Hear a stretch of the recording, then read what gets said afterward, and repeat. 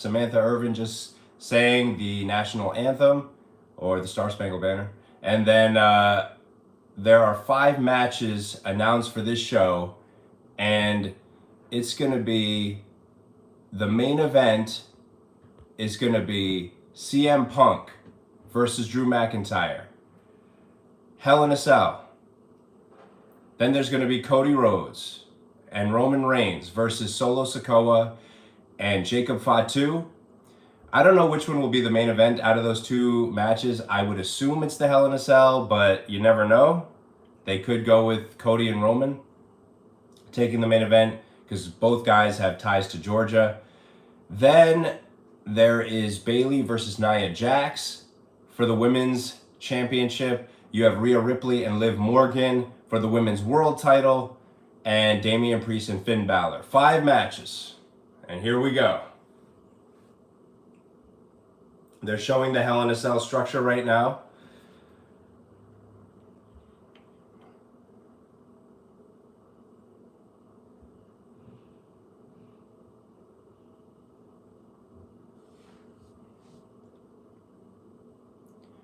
They're showing the Judgment Day arriving. JD McDonough, Finn Bálor, Carlito, Damian Priest, Rhea Ripley are in the arena.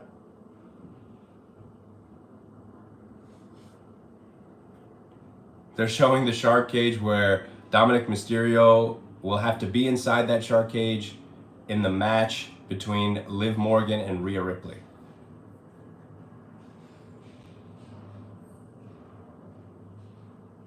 Okay, now they're going to the cold open. Show's about to start. They're showing the very first Hell in a Cell match at Bad Blood in 1997 with Shawn Michaels and The Undertaker. Now they're showing everybody who's competing tonight. It's kind of like a scary cold open. Well, I mean, it is Halloween season after all.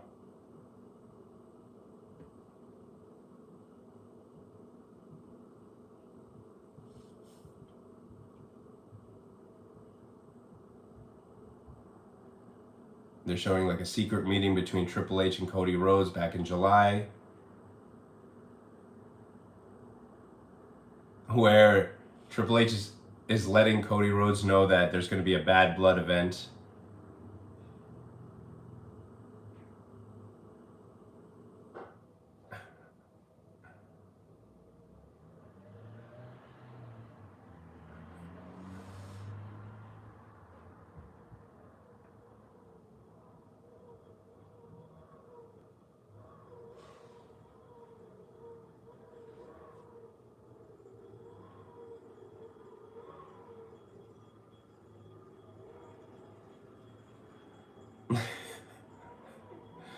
They're doing like a comedy thing between Triple H and Cody Rhodes right now.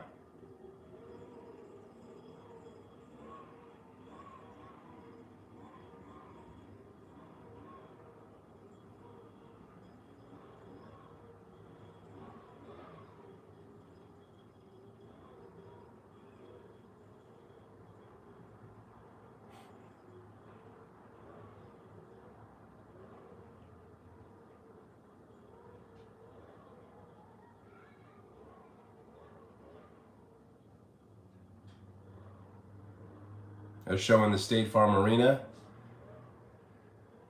Cody Rhodes and Metro Boomin sitting in a car outside the arena like they're on a stakeout.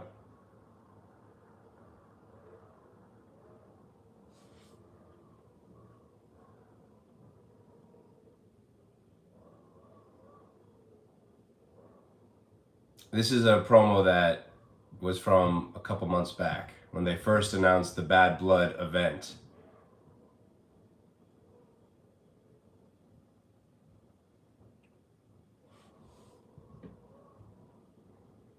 I wonder what the opening match is going to be, because if I were doing it, I'd probably have it be Roman Reigns, Cody Rhodes against Solo Sikoa and Jacob Fatu. That's what I would do. Have them open the show, have CM Punk and Drew McIntyre close the show.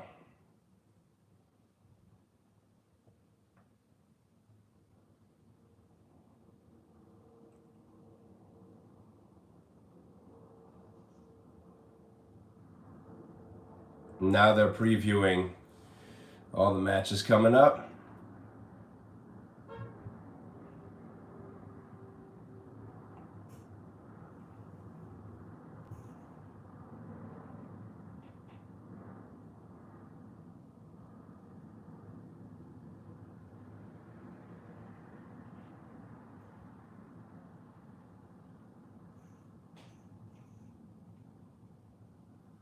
All right, show starting. Cold open's over.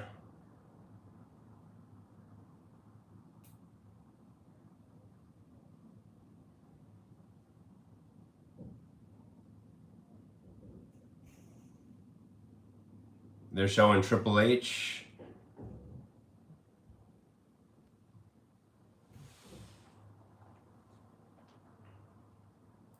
He said he's gonna have an historic announcement.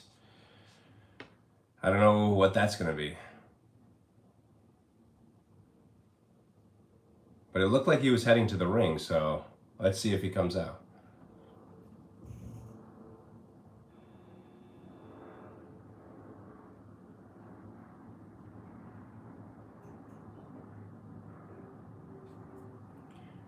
Cody Rhodes is arriving with Metro Boomin. Cody's got the WWE Championship.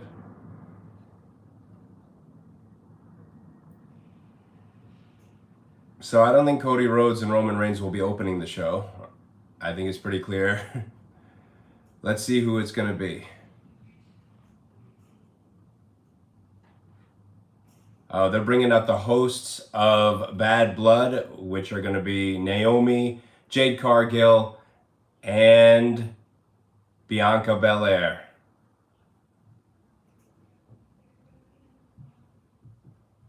They're in the ring, all wearing red.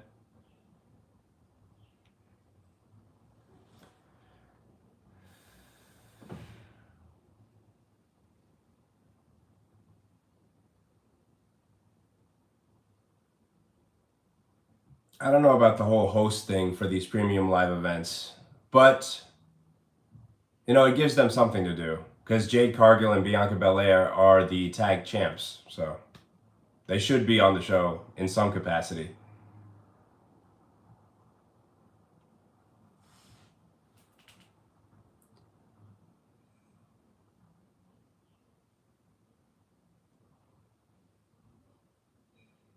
Wait a second, they're saying that CM Punk and Drew McIntyre are opening the show with Hell in a Cell.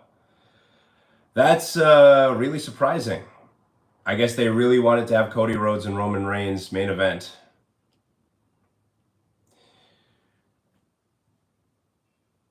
That's a little strange to me, putting the Hell in a Cell up front, because it kind of kills the vibe for the rest of the event. Because there's really not a ton to look forward to. I mean, the main event is obviously now going to be the tag team match, but there's no like stakes in that match. It's just a regular tag team match. There's no implications. Although Cody Rhodes did hint in an interview earlier this week that in that match there will be implications for Crown Jewel and the future and whatever, but I guess we'll find out. But opening the show with Hell in a Cell, come on, guys.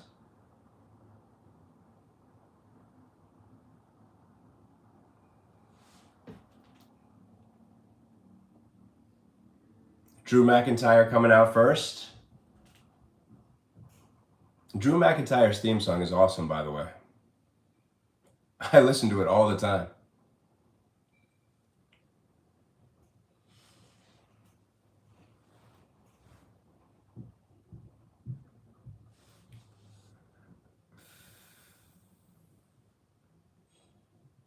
Waiting for Drew McIntyre to come out. Here he comes. Everybody is booing him out of the arena.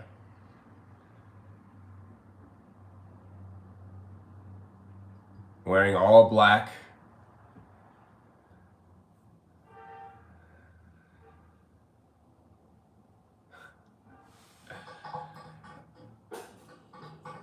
I expect the CM Punk Drew McIntyre Hell in a Cell match to be one of the best matches of the year, if not the best match of the year, because this is the blow off. This is the feud of the year. Everybody's anticipating this match. Their SummerSlam match was a letdown, mainly because Seth Rollins was involved and that bracelet was involved, and so much was going on in that match. It kind of took the focus off the blood feud between Drew McIntyre and CM Punk. Then their second match was the strap match at Bash in Berlin, and that was a good match. It was definitely better than their SummerSlam match because there wasn't a special guest referee to take the focus off of them. And CM Punk won that match, and it was good. But they still haven't had a match that is as good as everyone is expecting. You know, people are expecting these guys to put on one of the best matches ever. So let's see if they do it here. Oh, they're saying that Drew McIntyre has never won a Hell in a Cell match. I don't know if Punk ever has either.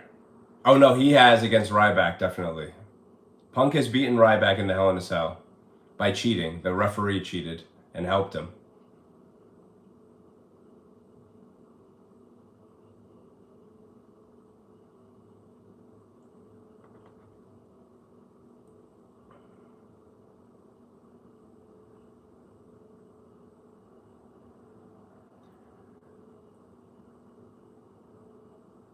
They're saying McIntyre debuted 15 years ago at the Hell in a Cell event in October of that year. McIntyre was great right off the bat. When McIntyre was brought in as the Chosen One, that was a great gimmick, and he had like this feud with Teddy Long. I thought he was great right off the bat. 2009, I think it was. I mean, now he's like doing the best work of his career, but go back and watch Drew McIntyre as the Chosen One in 2009. Goldberg is shown in the audience, and he's there, I think, with his son.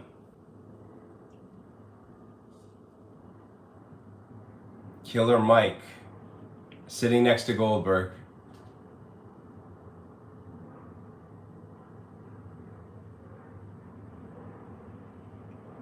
I believe CM Punk is a fan of Run the Jewels. Here we go. CM Punk, waiting for him.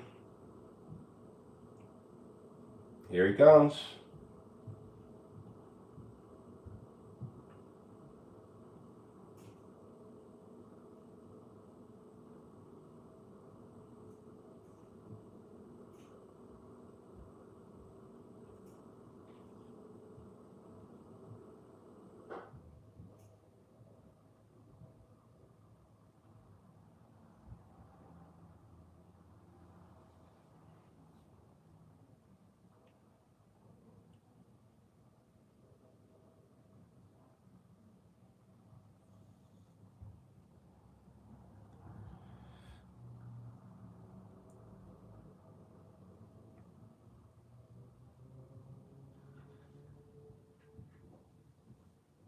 I remember Punk having a Hell in a Cell match with The Undertaker. It was a very short match, but it was good.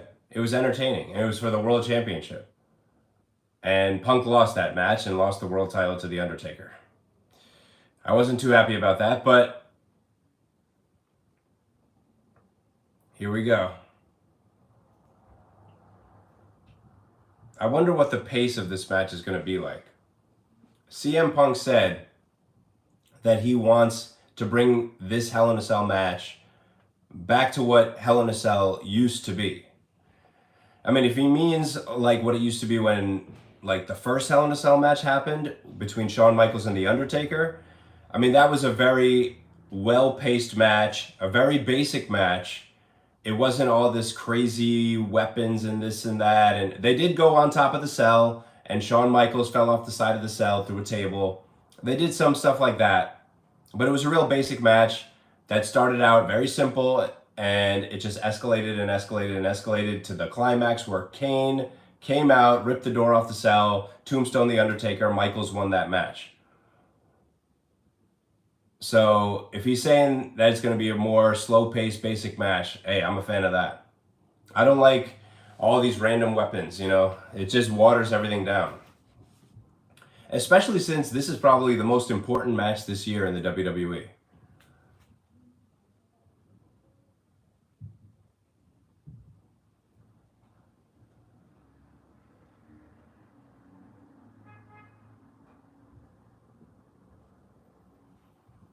Drew McIntyre previewed this match on his Twitter account. He said this is going to be mutually assured destruction. They rang the bell.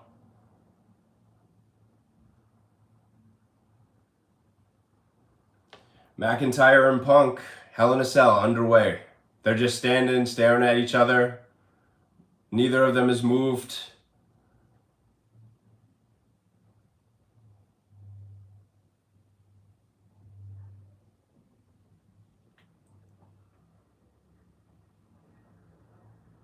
They're slowly walking towards each other.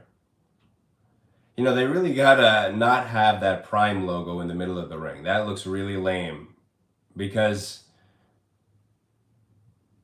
it takes a little bit out of the match because, you know, the problem with the WWE is that, you know, it's all based around stories and drama, and you put that Prime logo in the middle and it's like, what's going on? All right, now they're punching each other, trading punches. Punk is wearing black and white. Drew McIntyre's wearing black and white.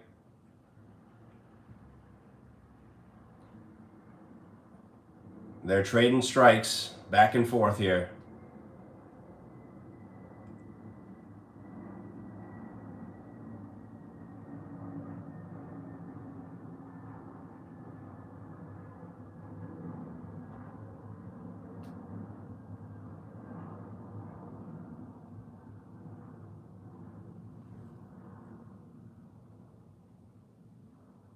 Drew McIntyre just threw Punk into the corner, landed a big shot. Punk falls down. Now he's sitting in the corner.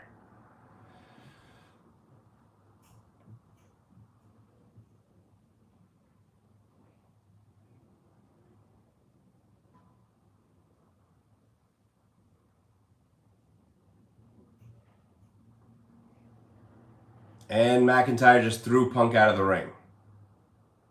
But credit to Punk for being in incredible physical condition for a 45-year-old man.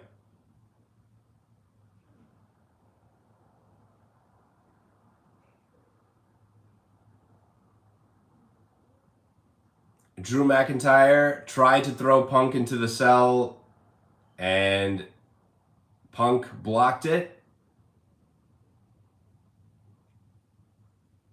Drew McIntyre still in control.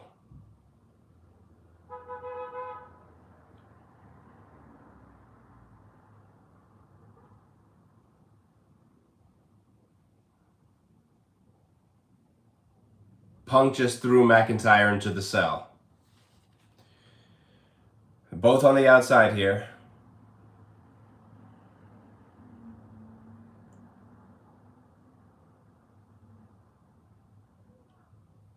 Punk drove him into the fence again, threw him into the fence, throwing his head into the fence.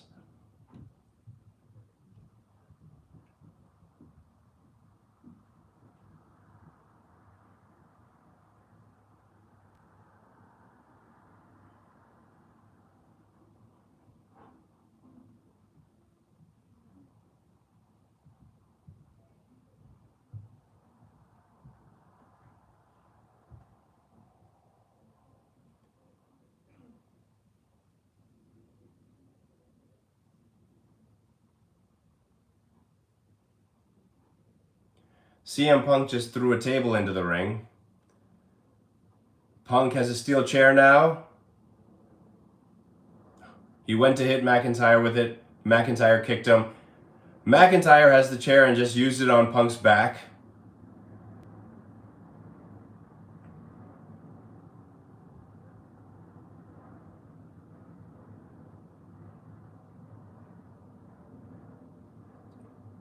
McIntyre just threw Punk into the steel steps.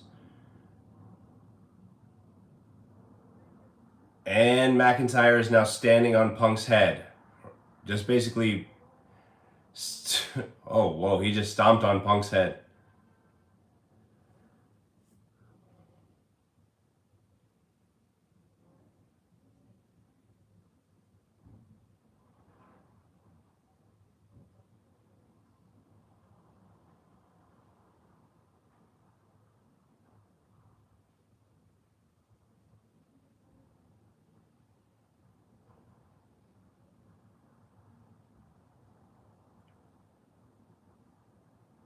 And McIntyre just went to hit Punk with a wrench.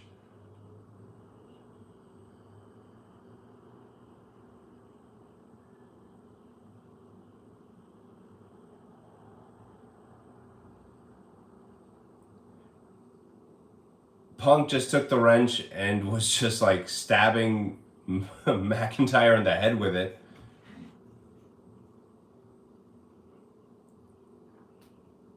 Remember, there is a table sitting in the ring. It hasn't been set up yet. Punk just threw McIntyre back in the ring.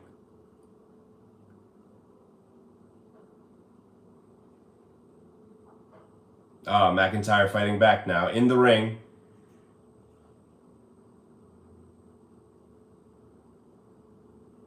So basically the first part of this match is just both of these guys trading strikes, trading attacks, basic stuff, nothing crazy so far. They have a camera hanging above the middle of the ring.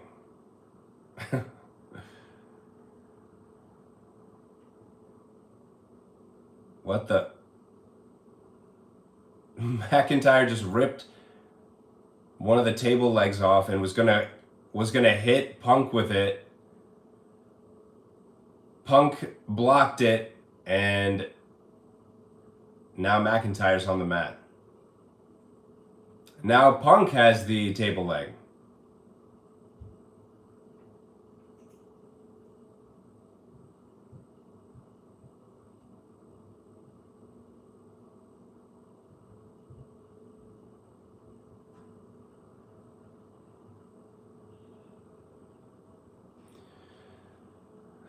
Punk just threw McIntyre onto the table.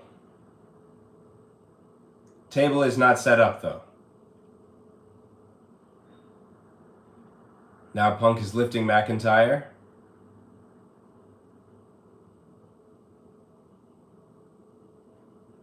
Threw him again on the mat. Well, on the table that's laying flat on the mat.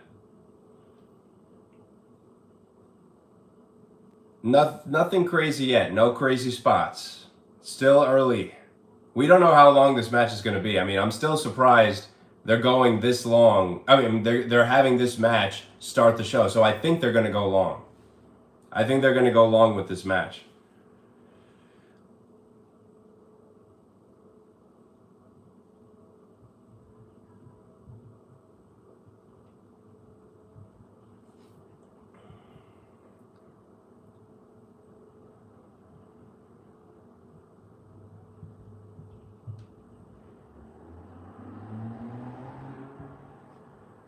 Punk and McIntyre outside the ring now. Punk lifts McIntyre in GTS position. McIntyre's holding onto the cell to prevent the GTS from happening. He gets off. Claymore to CM Punk on the outside of the ring. Both guys are down now.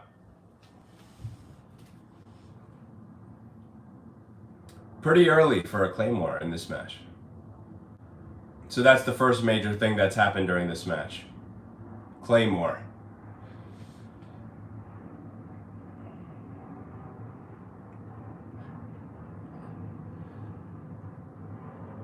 Now I'm expecting CM Punk to win this match.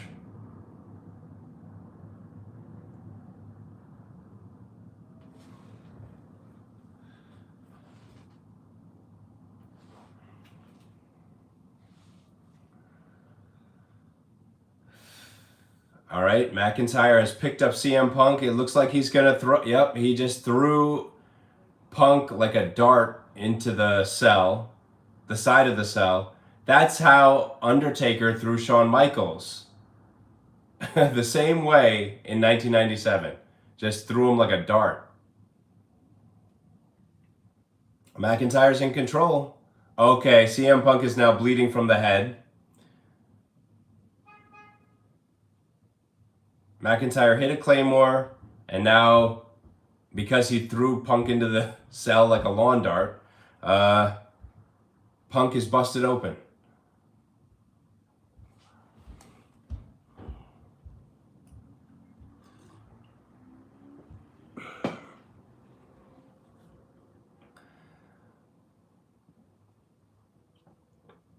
Wow. Okay. McIntyre just hit Punk in the head with steel steps. So Punk has been hit with a Claymore. Punk has been thrown into the cell like a dart, and McIntyre just hit him in the head with steel steps. You would think that should be enough to get the job done. Now he's throwing Punk into the steps.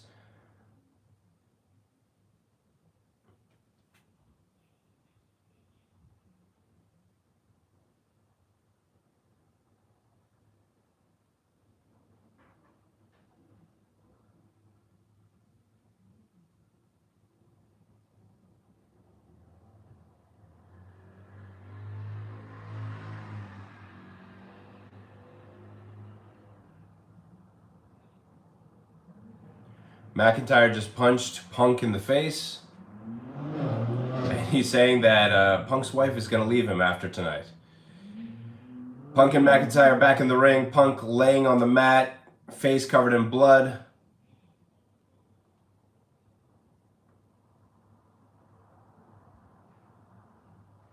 Okay.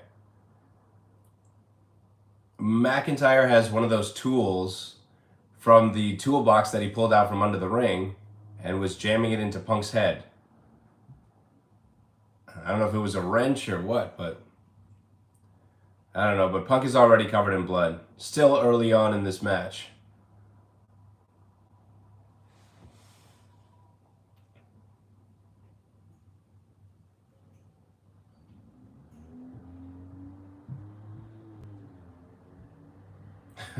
McIntyre has another table. Remember, the table in the ring is still in there. It only has one table leg. Now here is a functioning table. Punk is just sitting there, laying there, resting against the ropes, covered in blood. Okay, McIntyre just set up a table on the outside.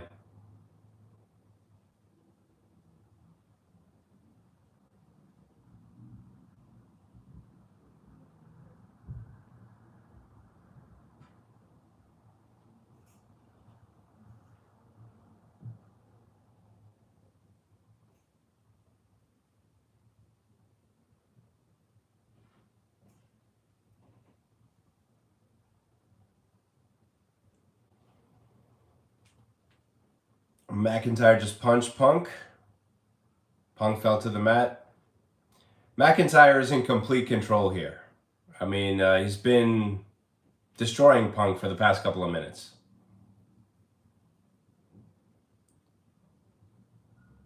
Punk is crawling away from McIntyre. Punk looks like he's basically done. And McIntyre is just basically standing there, gesturing to the crowd like this thing is over, basically.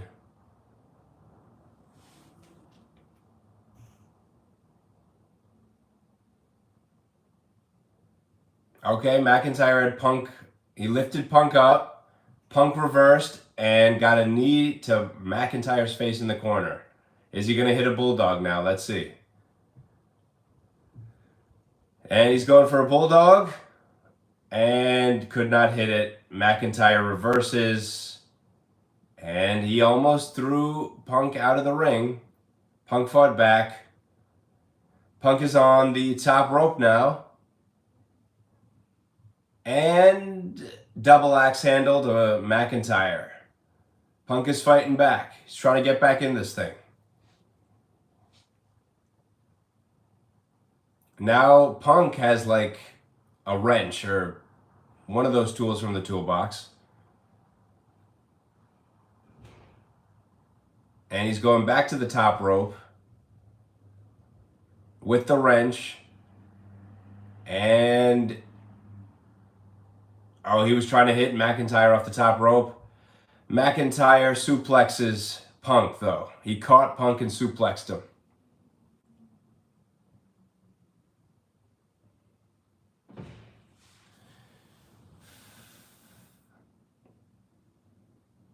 Now McIntyre and Punk are down on the mat. McIntyre's basically just sitting there staring at Punk, and he just did a kip up. I think he's calling for another Claymore here. He's calling for another one.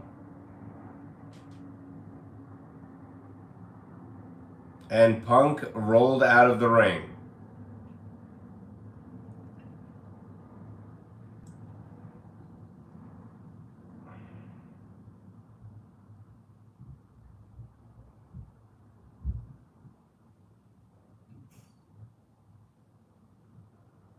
Oh, Punk just took the toolbox, the metal toolbox, and hit McIntyre in the head with it.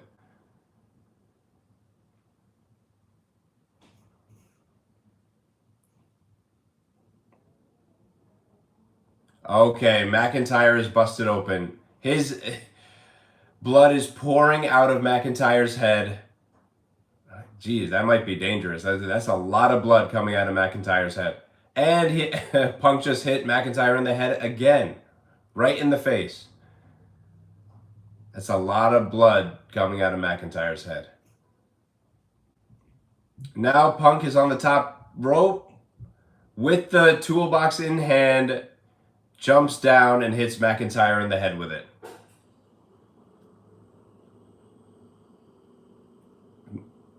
Whew. McIntyre has way more blood coming out of him than Punk.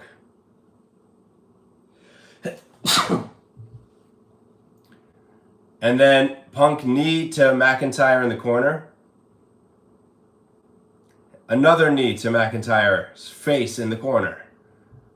And the third knee. Now can he hit the Bulldog? He's going for the Bulldog. Hits it. I think he's about to call for the GTS now.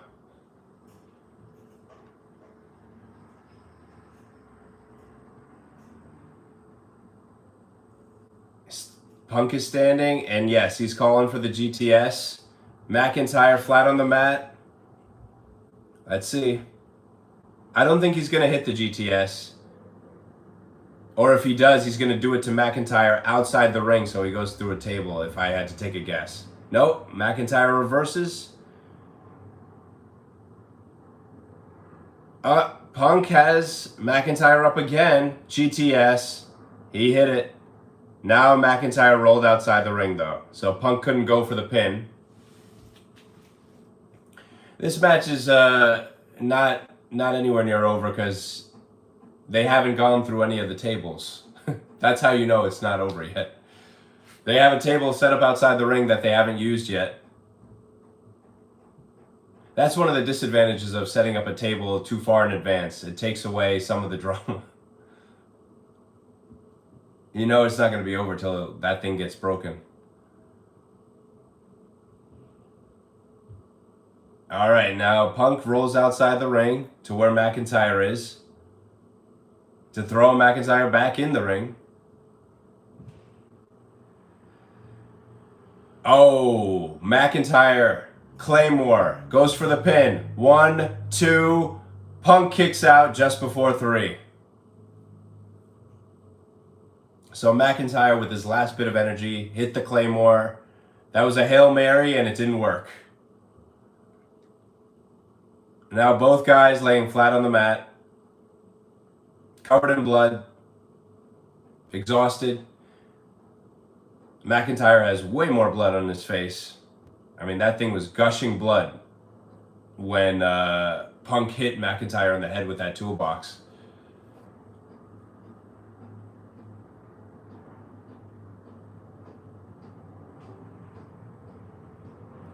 Ooh. McIntyre has a tool from the toolbox, drops it. He's going for another Claymore and does not hit it. Punk moves out of the way.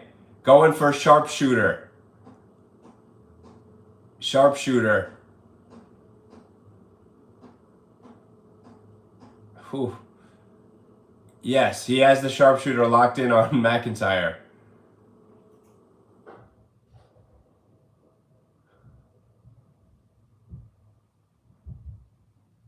Sharpshooter locked in. McIntyre is not tapping out.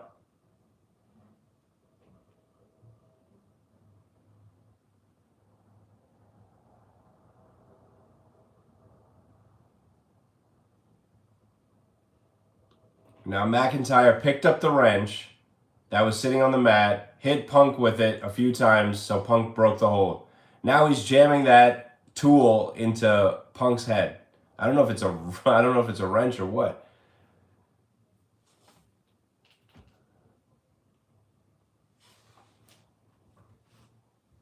Now both guys just laying there. It's a well-paced match so far. Good stuff.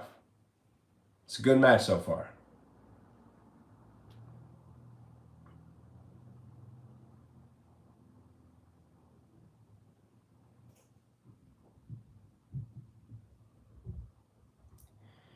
The referee has a towel trying to wipe some of the blood off of McIntyre's face.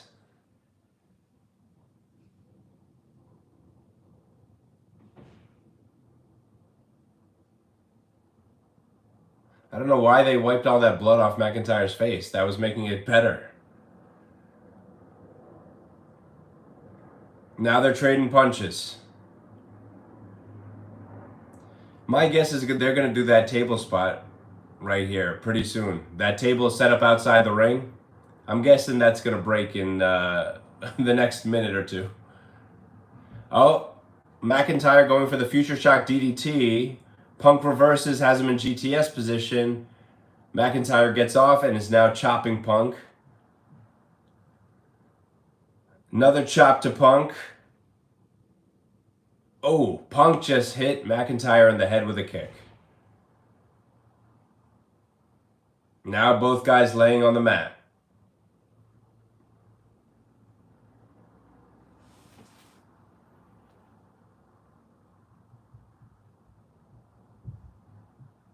They're mentioning how this feud pretty much started when Punk returned at Survivor Series last year. Because McIntyre, if you remember, ran outside the cage before Punk returned. Maybe because he didn't want to be in the ring when Punk showed up. Maybe he wasn't happy about Punk coming back. Oh, McIntyre outside the ring, Punk outside the ring. They're on the ring apron. Punk just kneed McIntyre in the face.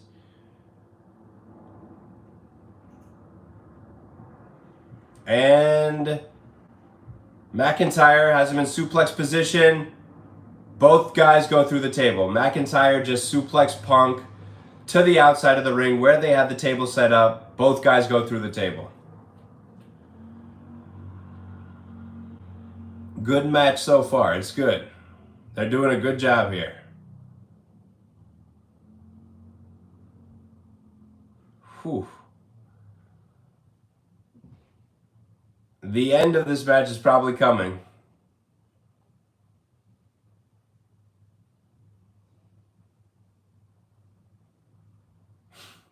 McIntyre's getting up now. Both guys outside the ring.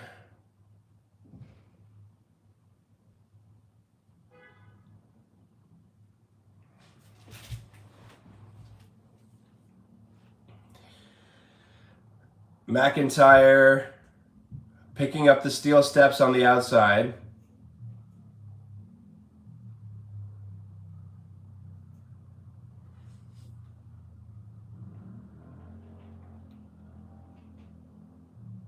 He's grabbing the steel steps.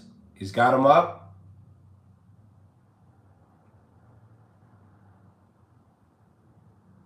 Punk is basically just laying there motionless after being put through the table by McIntyre.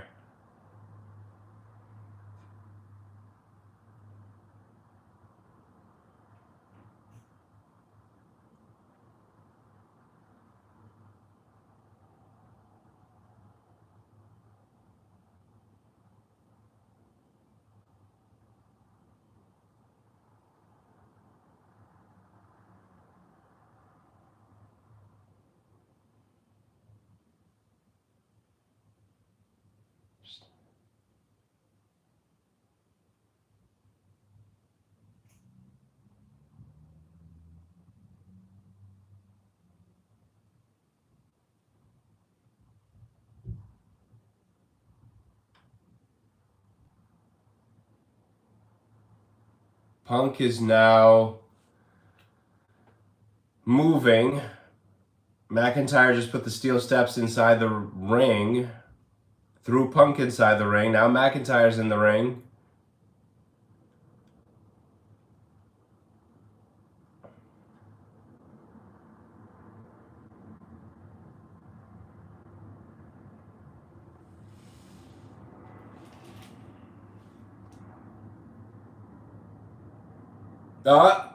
Punk has McIntyre up. GTS.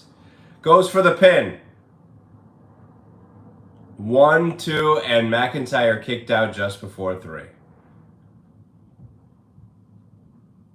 I don't know if I'm a fan of these guys hitting finishers when they're basically on their deathbed in the match. Basically, they're basically done, and all of a sudden they pull a finisher out of nowhere.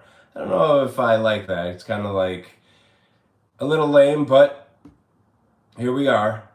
McIntyre kicked out of the GTS. Punk has kicked out of the Claymore earlier in the match.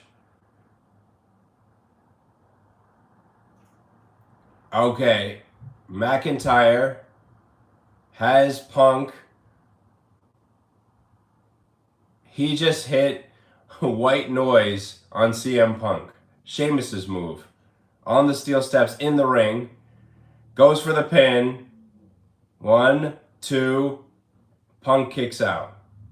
He gets the shoulder up.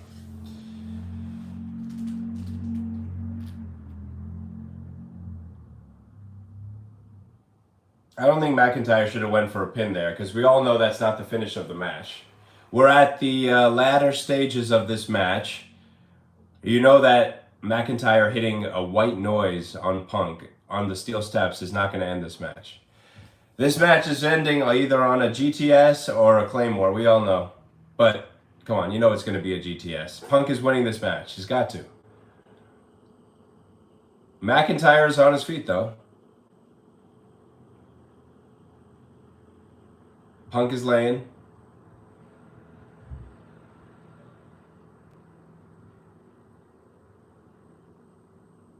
They're in the middle here. Punk is trying to get to his feet. And, okay, McIntyre picks up Punk. And, Punk reversed whatever move McIntyre was trying to pull off. Locks in the Anaconda Vice.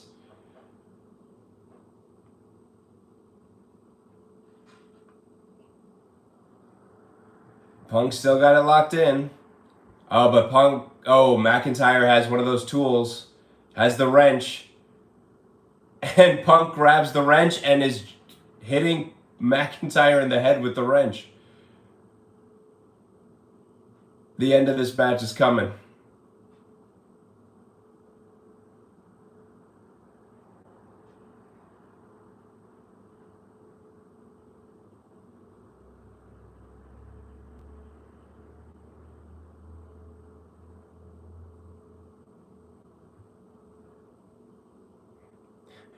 McIntyre is begging.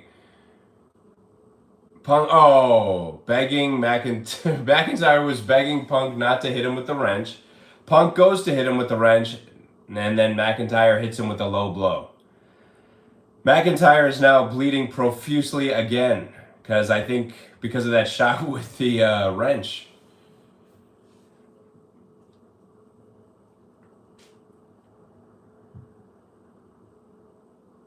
Punk is resting on the steel steps after getting low blowed.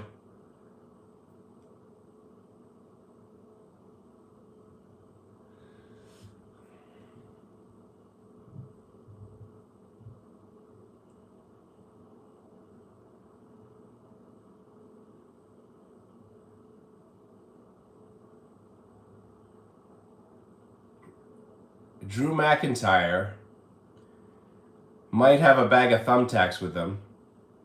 We're about to find out.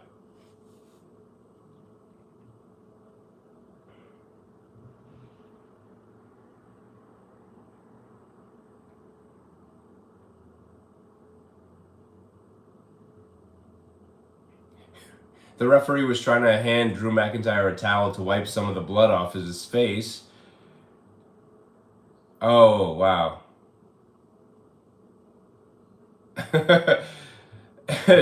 Drew McIntyre didn't have thumbtacks. He had those plastic beads that you find on those bracelets. The bracelet that Punk had. Just embarrassing Punk.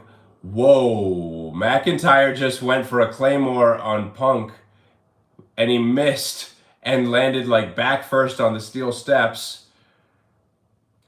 Now Punk is grabbing a handful of beads.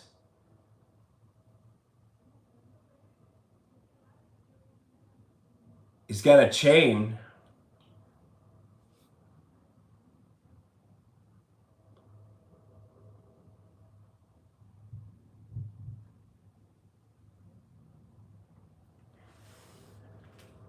Punk is wrapping a chain around his knee because I'm guessing he's going to try to hit the GTS with this chain on his knee, and that'll be the finish of the match. That's what it's looking like.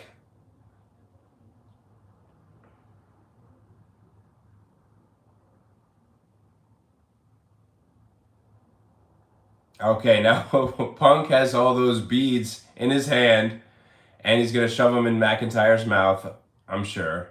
Yeah, he's shoving them in McIntyre's mouth just like McIntyre did to him.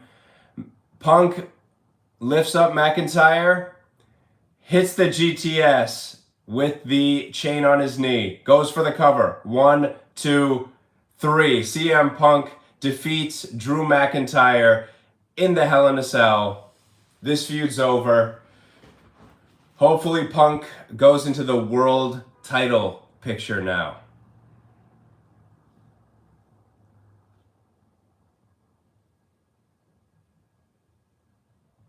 That match was good. Would I say it's like one of the best Cell matches ever? No, I wouldn't say that. No, I wouldn't say that. I thought it was good though.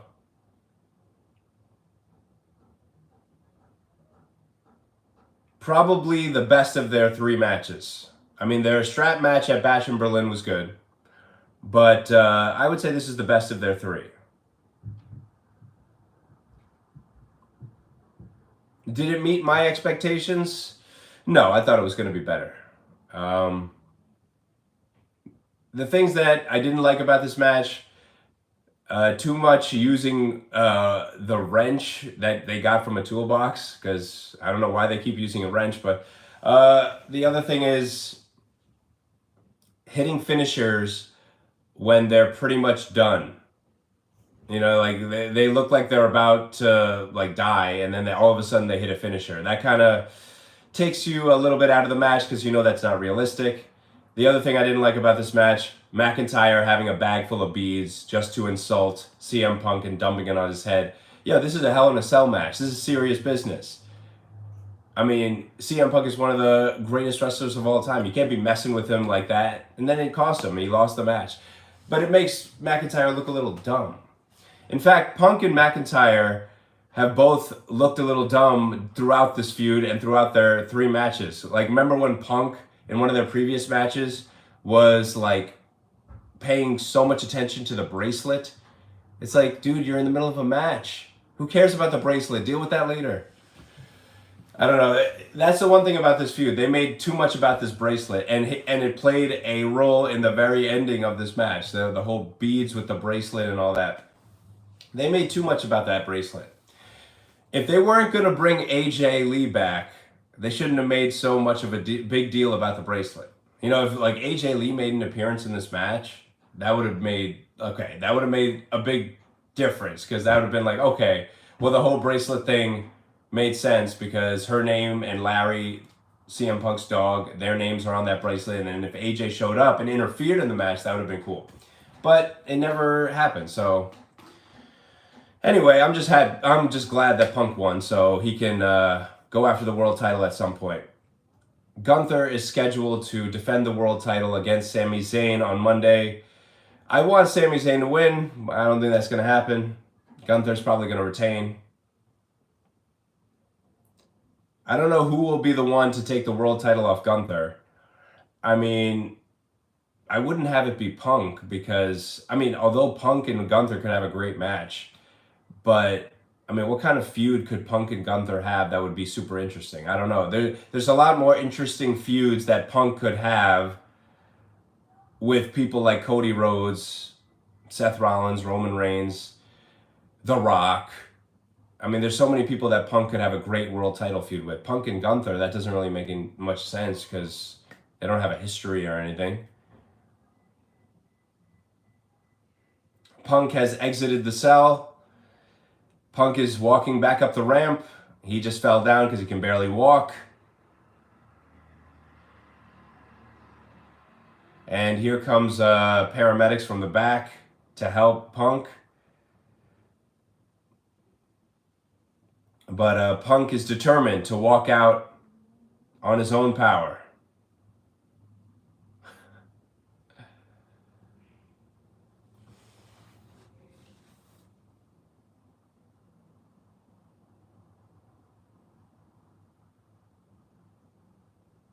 Drew McIntyre, they're showing him. He's up now, but he looks furious. Yeah, he just lost. I mean, this year for McIntyre, though, has been good. I mean, he did win the world title at WrestleMania. Only kept it for a couple of minutes because of CM Punk. And then he's been in the world title picture most of the year. But Punk kept costing him the title.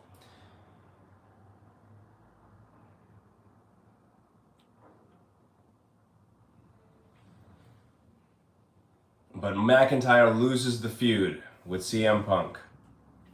They're administering oxygen to CM Punk right now.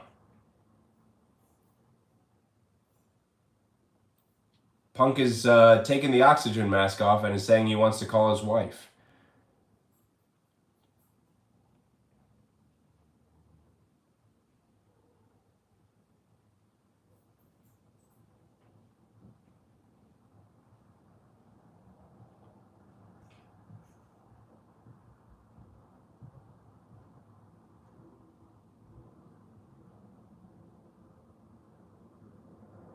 Punk is standing at the entranceway, victorious.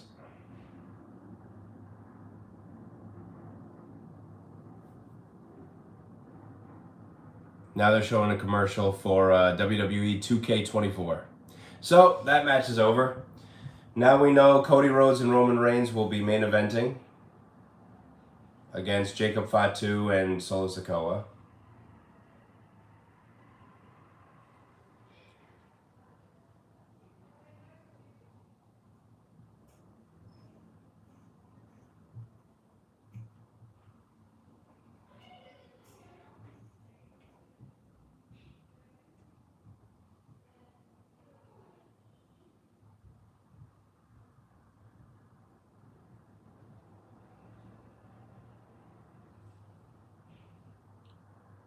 Now they're saying that WrestleMania will be in Las Vegas next year.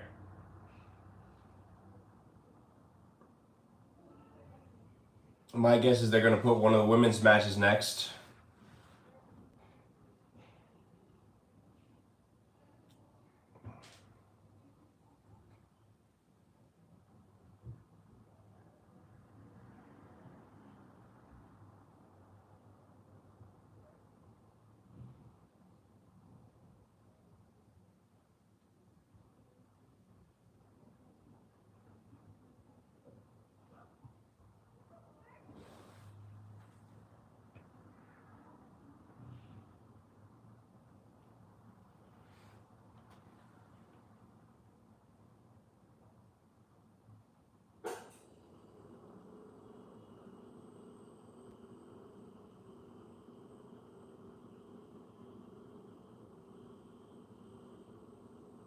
They're showing Allegiant Stadium in Las Vegas where WrestleMania will be next year.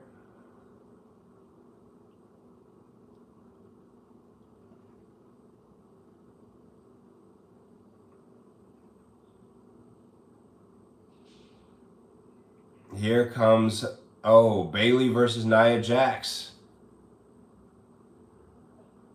WWE Women's Championship on the line. That's the next match.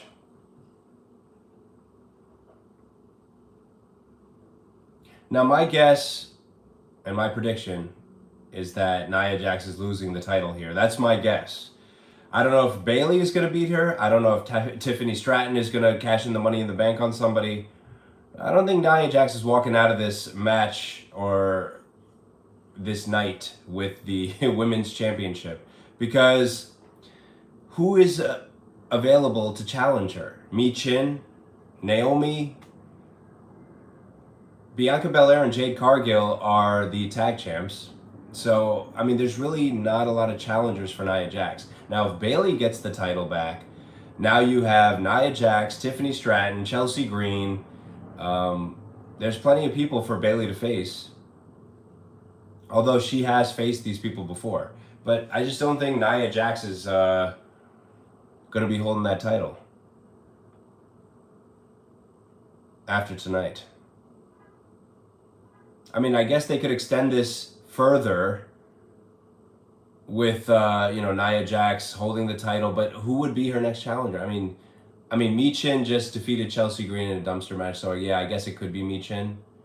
I don't know, but if Bayley couldn't beat Nia Jax, then it's not really believable for any of the other women on the SmackDown roster to beat Nia Jax. It's not going to be Michin.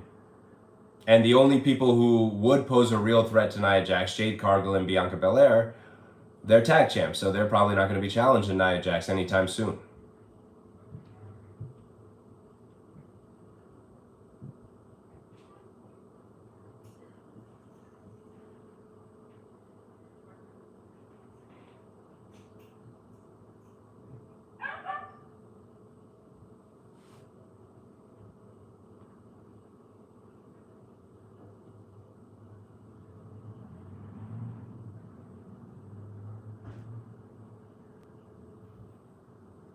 Yeah, I'm thinking Nia Jax is not walking out of this with the title, and I think Tiffany Stratton is probably going to be the reason why.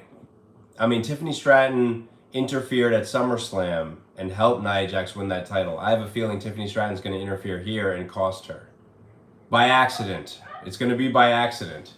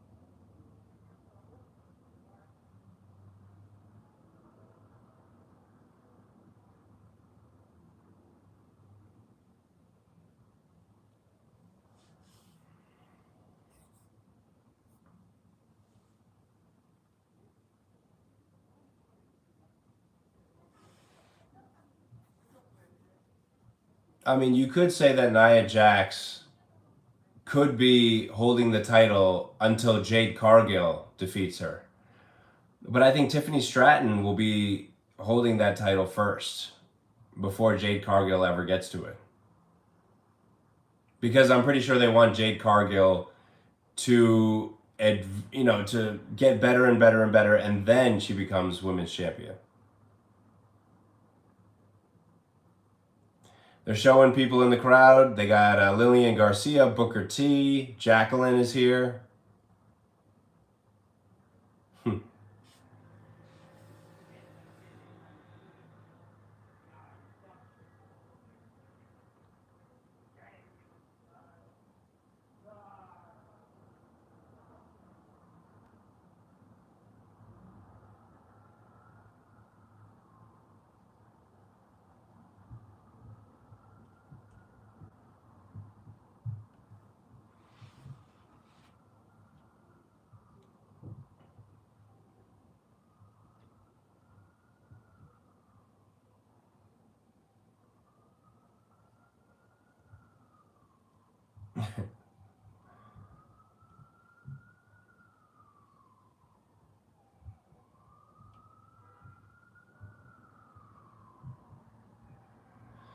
They showed Jey Uso is in the background there with the Intercontinental Championship.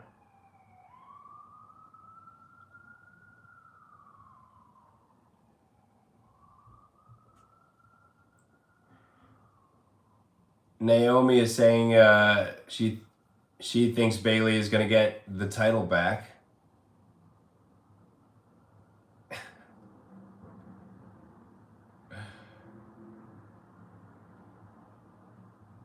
Here comes Bayley.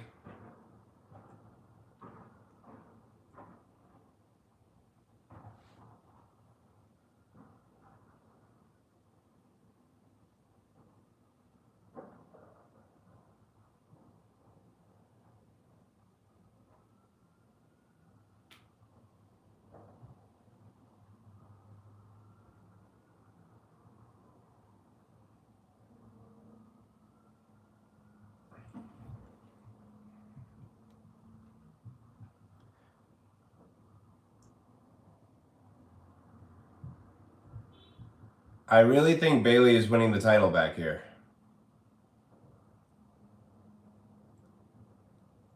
Because if Bayley loses to Nia Jax again, that really kind of hurts her credibility, because it's like, where does she go from here?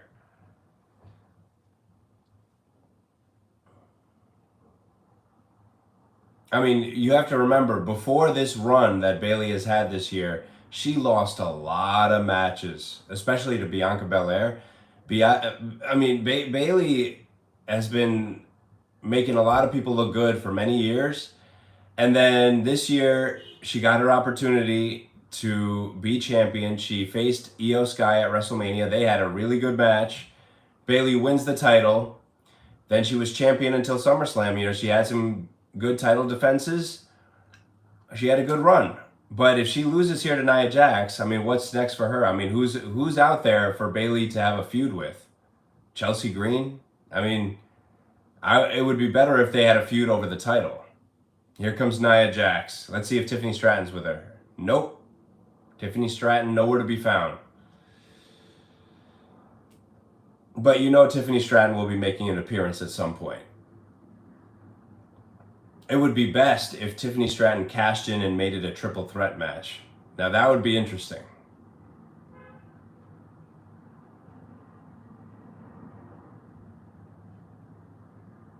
I could see Tiffany Stratton walking out with the title. I could also see Bayley walking out with the title, but I just don't think Nia Jax is. And Bayley even mentioned that on SmackDown, because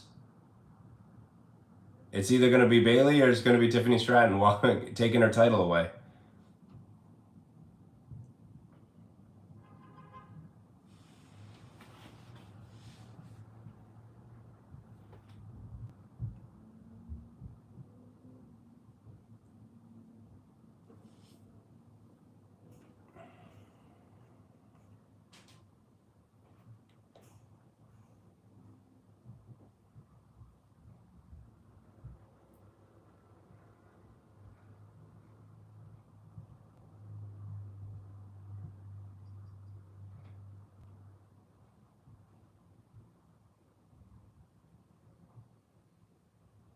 They're doing the ring announcements now. Samantha Irvin in the middle of the ring.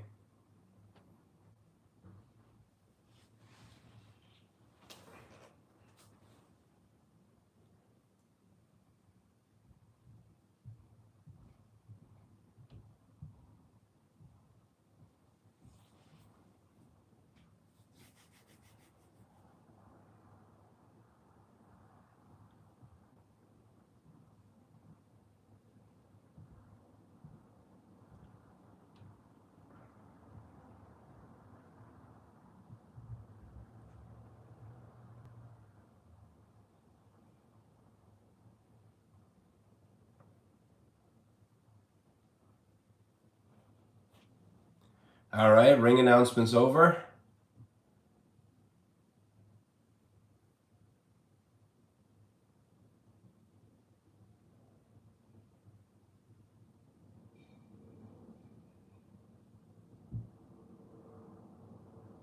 Okay, bell rings. They go right at each other immediately. Trading punches. Nia Jax has Bayley in the corner. ramming her shoulders into her, and Nia Jax just threw her to the other corner. Big splash in the corner. Nia Jax is just paintbrushing Bayley, just insulting her. Whoa, okay. Nia Jax is making Bayley look silly over here.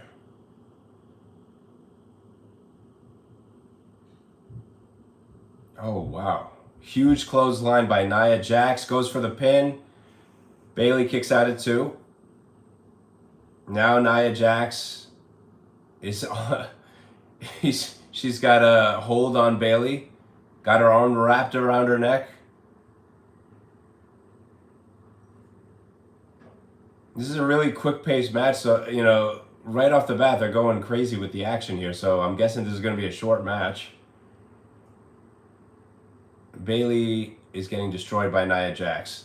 Wow. Uh-oh. This is looking like it's going to be a squash match. That's not a good sign. Yeah, it's been all Nia Jax so far.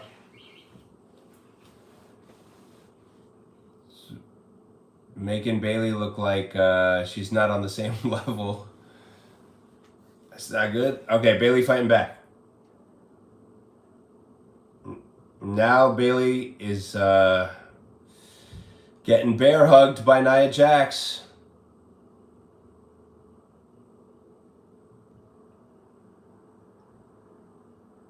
Oh, sunset flip. 1, 2. Bayley got a 2 count. Oh.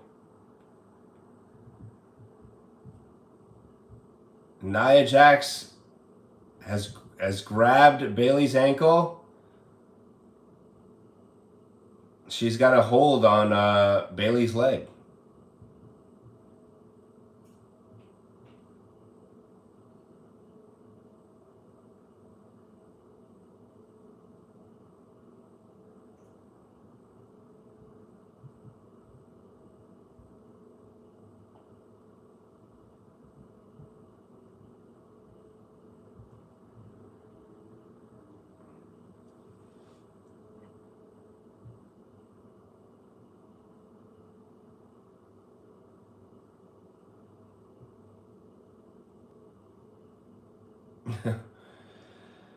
Nia Jax has another hold.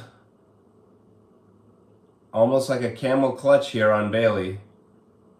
And Nia Jax has controlled this match from the beginning. This is looking like a... Okay. Bayley is trying to reverse here. Bayley throws Nia Jax outside the ring, using Nia Jax's momentum against her. Leg drop on Nia Jax as Nia was trying to enter the ring. Now Bayley is going to go for some type of...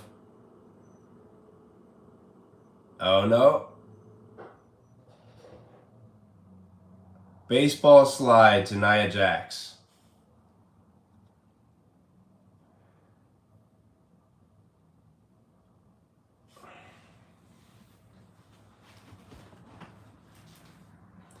Bayley just threw Nia Jax back in the ring. Bayley rolls back in the ring. Goes for the cover. 1, 2. And Nia Jax gets the shoulder up.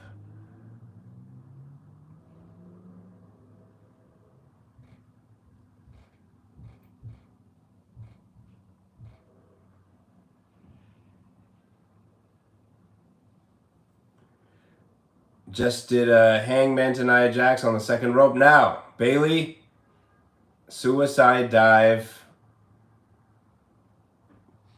Takes out Nia Jax.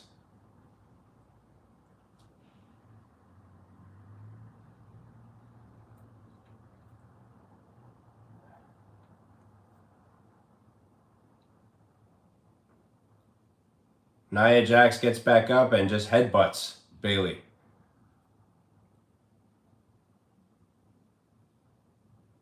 I think everybody's just sort of waiting for Tiffany Stratton to come out at some point. Everybody's waiting for that.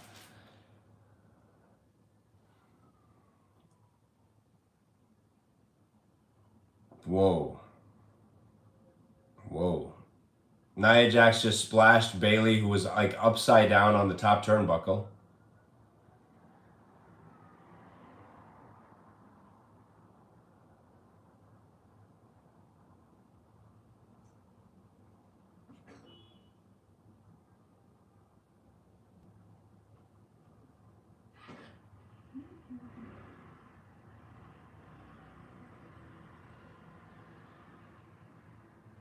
Okay, now Bayley is going for the big power bomb that she hit at SummerSlam. Here she goes.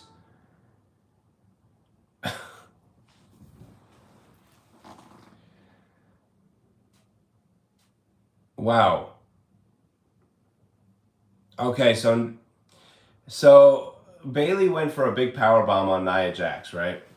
And I think the plan was for Nia Jax to do like a Hurricane Rana to Bayley. They totally did not pull that off. But Bayley sold it like she got Hurricane Rana. And then Nia Jax hit a Bayley to belly on Bayley and went for the cover, and Bayley kicked out.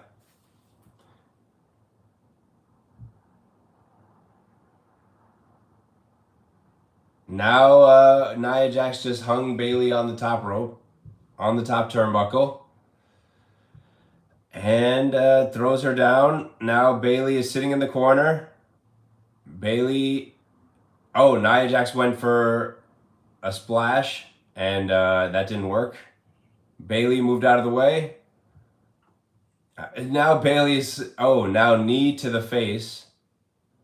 Bayley just hit Nia Jax with a knee to the face. Bayley's not selling at all, even though she just got the heck beaten out of her for the entire match so far, basically.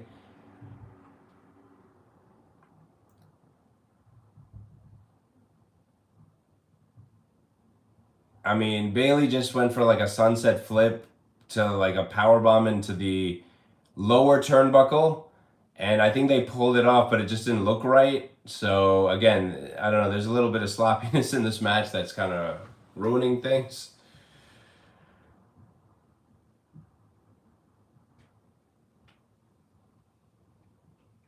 Bayley now, Nia Jax laying flat in the ring. Bayley on the top rope. Going for the elbow, hits it. Goes for the cover, 1, 2, and Nia Jax pushes Bayley off. Bayley rolls outside the ring.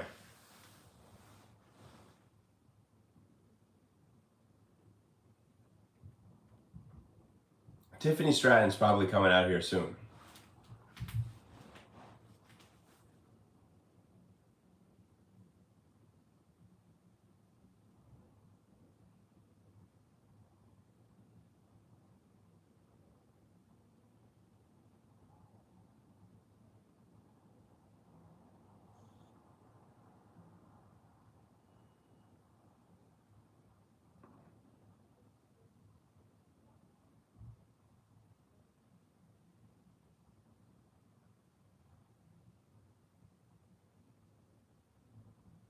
Oh, Nia Jax outside the ring. Bayley just hit an elbow on her lower back outside the ring. Now Bayley is trying to drag Nia Jax inside the ring because Bayley can't win the championship with Nia Jax out there.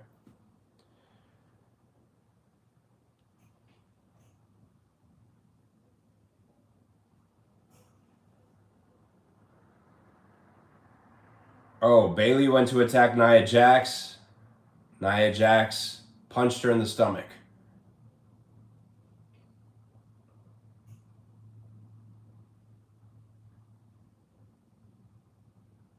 Oh, Nia Jax looks like she's going for a power bomb on Bayley. She's got her up and hit a power bomb on Bayley on the top of the steel steps. And that was the weakest looking power bomb, by the way.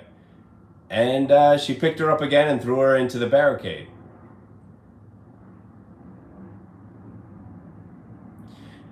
The story of this match is that Bayley is getting the heck beaten out of her by Nia Jax. Nia Jax is in total control. Bayley has had a couple of flurries of offense in this match, but really it's been all Nia Jax. So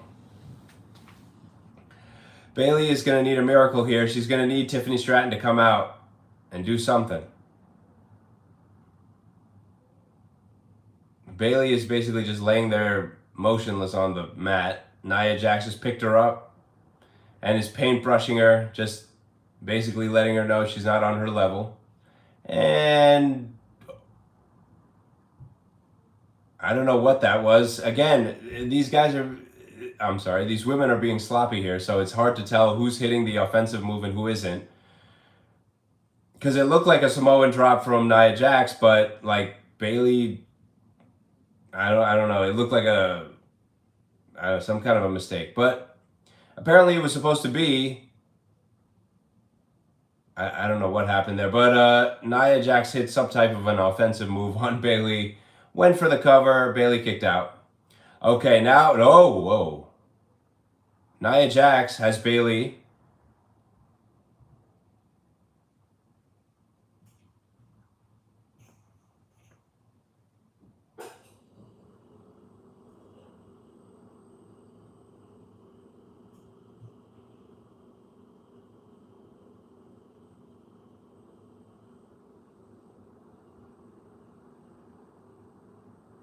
Oh, wow. Bayley went for a cover. Nia Jax pushed her off.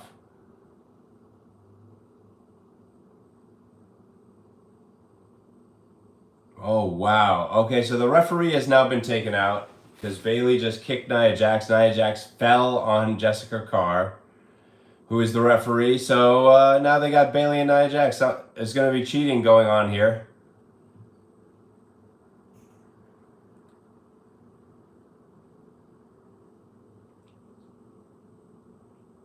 Oh, Bayley got like a stunner and then a rose plant. 1, 2, 3. There's no referee.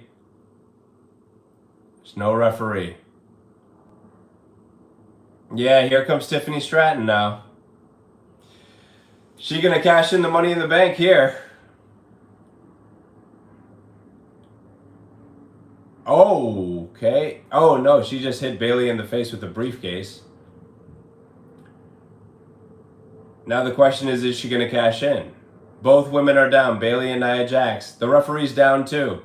Tiffany Stratton's trying to wake up the referee to cash in.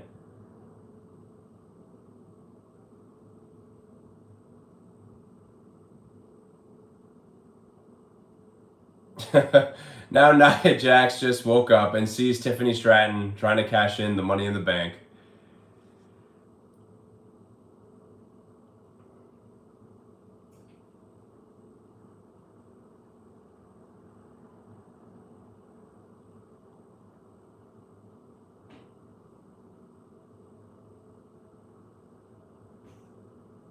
Oh wow, Bayley is up and she goes to pin Nia Jax. 1, 2. Nia Jax just kicks out. I mean, they are having a decent match. It's sloppy, but it's like, at least it's paced well, I guess.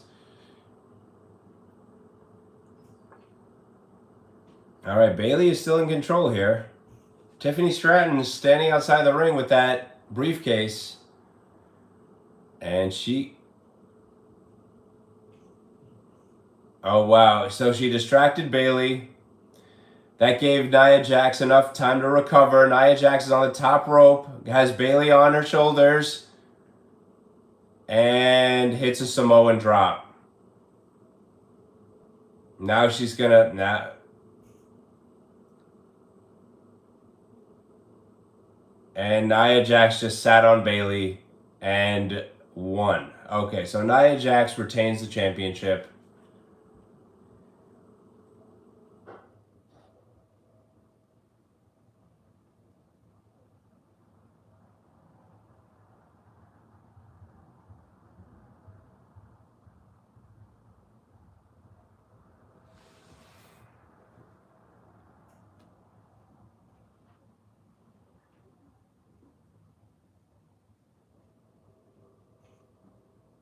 Nia Jax retains the championship, but Tiffany Stratton is still around with the Money in the Bank briefcase. Let's see if she does anything with it. Doesn't look like it. She's sitting outside the ring.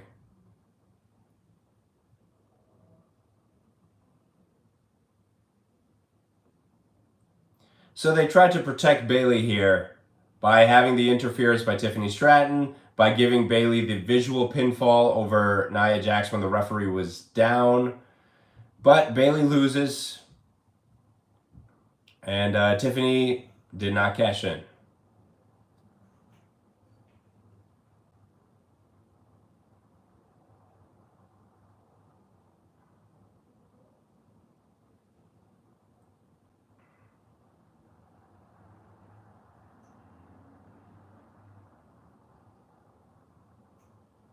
Nia Jax walks out with the title, but there's still dissension between Nia Jax and Tiffany Stratton.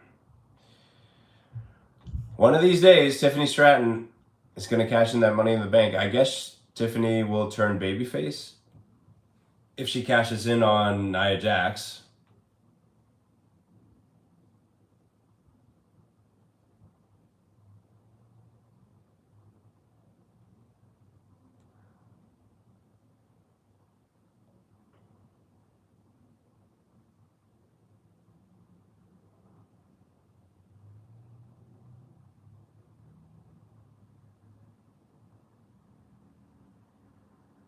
Now they're advertising SummerSlam at MetLife Stadium 2 nights.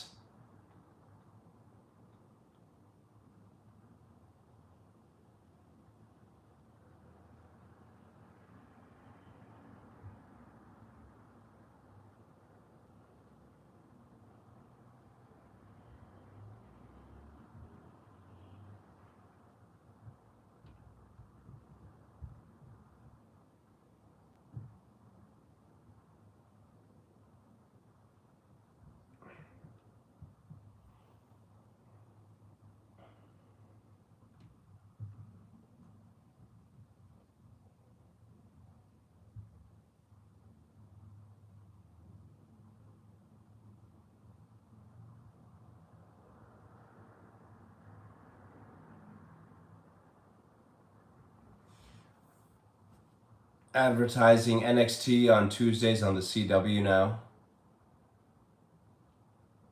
Trick Williams just regained the NXT Championship from Ethan Page.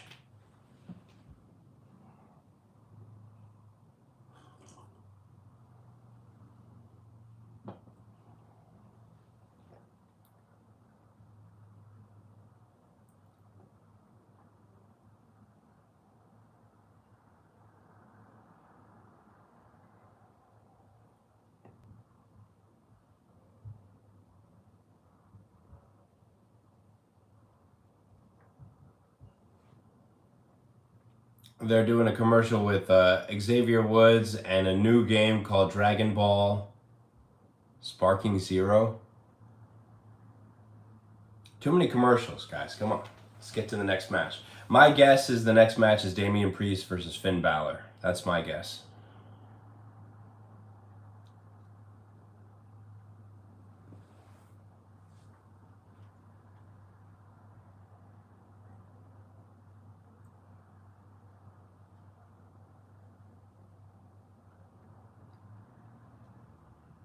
Xavier Woods is in some kind of a feud with Kofi Kingston right now.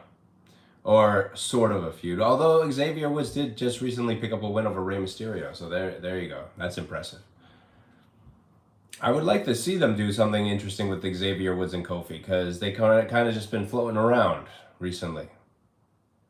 You know, ever since Kofi won the title in 2019, the rest of the New Day hasn't done much. I know Big E won the championship actually. So that is a big deal, but you know, then Big E gets injured. Xavier Woods and Kofi Kingston, they haven't been doing a whole lot. Or at least put the tag titles on them. Come on, guys.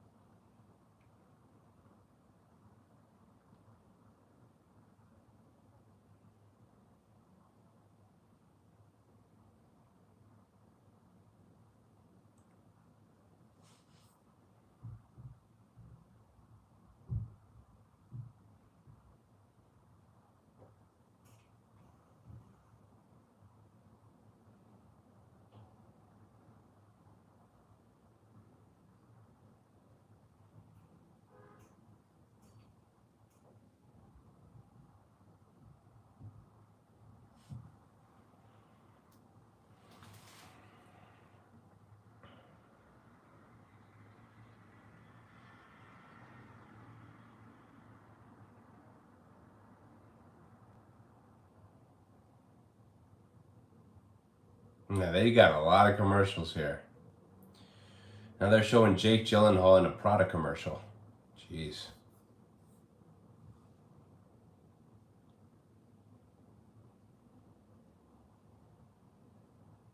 Yeah, I'm not a fan of advertisements during events like this.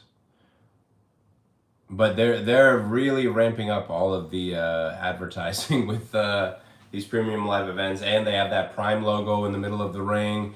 And I remember even at WrestleMania, like certain matches were sponsored by different brands and stuff. It's like it's kind of over commercialized at this point, but hey, they're making tons of money, I'm sure. I guess that's good for the wrestling business.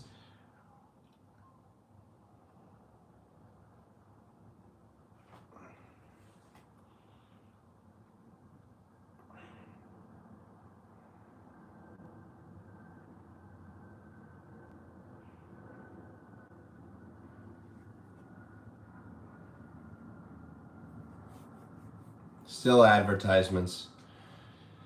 As far as the next match, I'm guessing Damian Priest and Finn Balor is going to be up next. My prediction is Finn Balor wins. Damian Priest doesn't need the win here. He's had a lot of wins this year. He won the world title this year. He held it all the way until SummerSlam. In order to continue this feud and also have War Games, Finn Balor has to pick up a victory here. I mean, Finn Balor has been playing second fiddle to everybody for the past couple of years. Finn Balor has really not been showcased in a way that makes him, look like the star that he used to be. So hopefully this match between Finn Balor and Damian Priest will make Finn Balor look like the star he is, and maybe even put him in the title picture in the future. You never know. Finn Balor and Gunther, they would have a good match.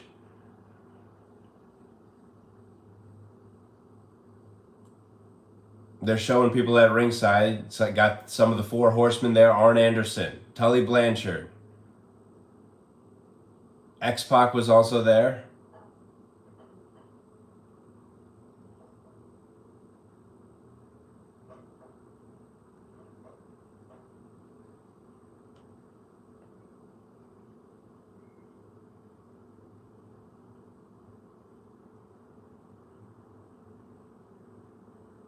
Here he comes, Finn Balor. One half of the tag team champions on Raw.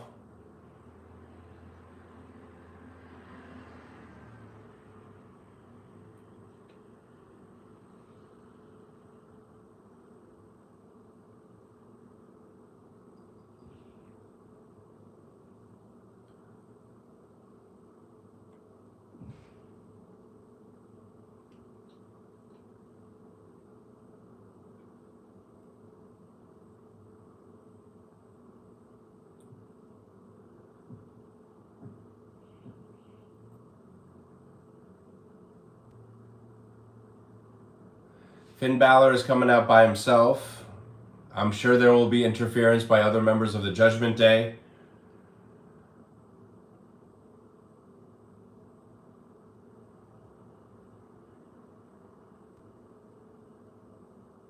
Finn Balor is winning this match. So now the only question is how good is this match going to be? I'm hoping it's like the best match that Damian Priest has this year, because Damian Priest's matches this year have been kind of eh.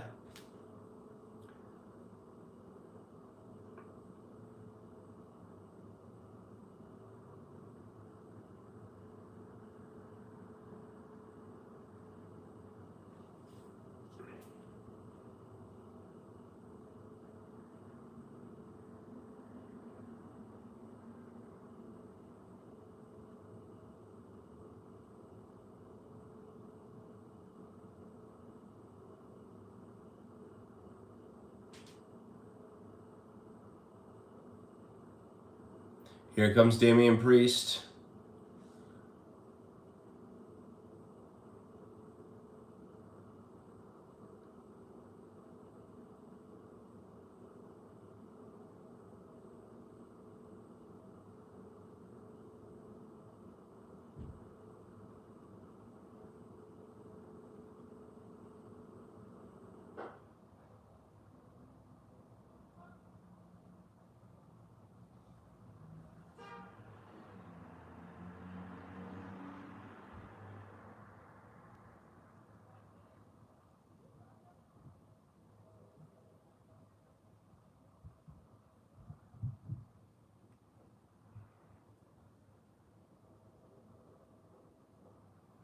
Yeah, I'm thinking Finn Balor wins this match, beats Damian Priest thanks to interference from other members of his group. Carlito, JD McDonough maybe.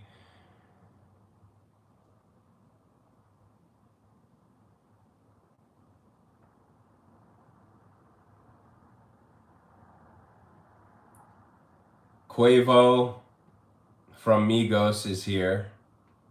They're showing him in the crowd.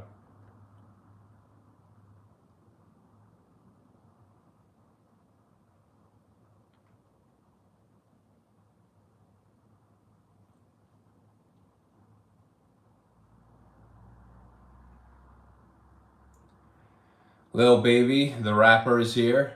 They're showing him in the crowd.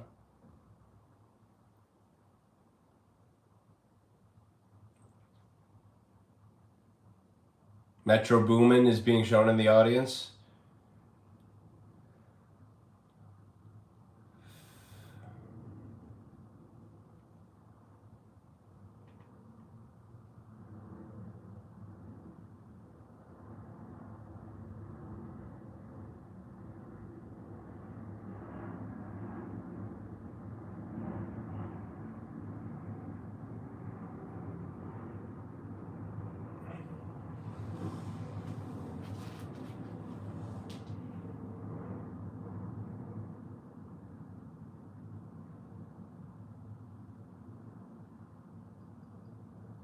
Now the match just started between Damian Priest and Finn Balor. By the way, since they decided to open the show with the Hell in a Cell match between Punk and McIntyre, that really makes me think that there's something special going on in the main event. Like, I don't know if there's going to be a return by somebody, maybe Jimmy Uso. Who knows? But I think something special is going on in the main event. Maybe a debut by somebody we don't know about. Something big might be happening in the main event, because otherwise it's just going to be your typical routine tag team match. Damian Priest is clobbering Finn Balor right now.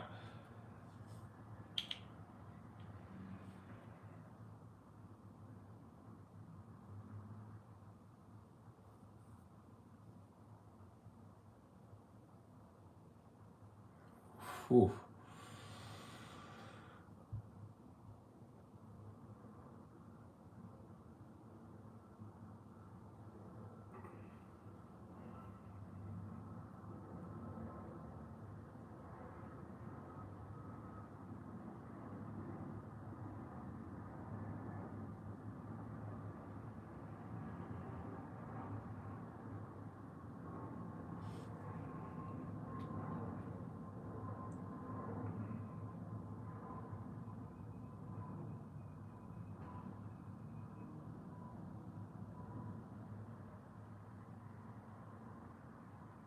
Now Finn Balor standing on the ring apron, holding Damian Priest, choking him on the rope. And Damian Priest just kicked Finn Balor, I think, right in the face. Finn Balor fell to the mat. He's outside the ring. Now it looks like Damian Priest is gonna... Oh, he got outside the ring. Running around to where Balor is. Balor hits a sling blade.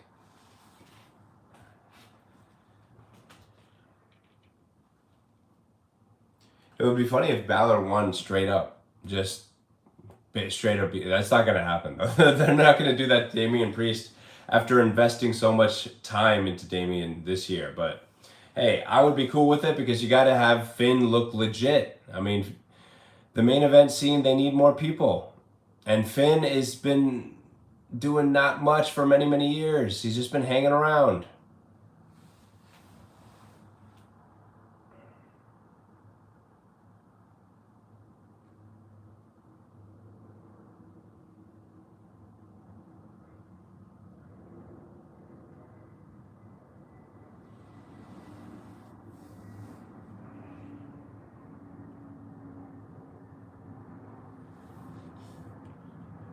Damian Priest is up.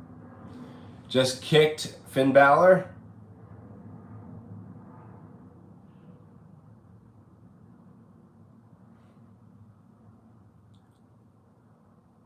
Oh, Finn Balor just raked Damian Priest's eyes.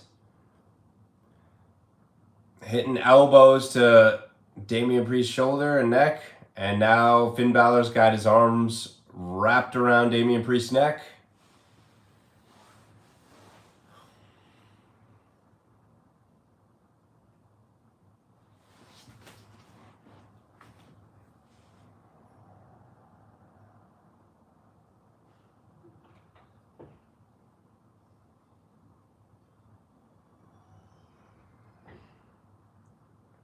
All right, Damian Priest just put Finn Balor in the corner.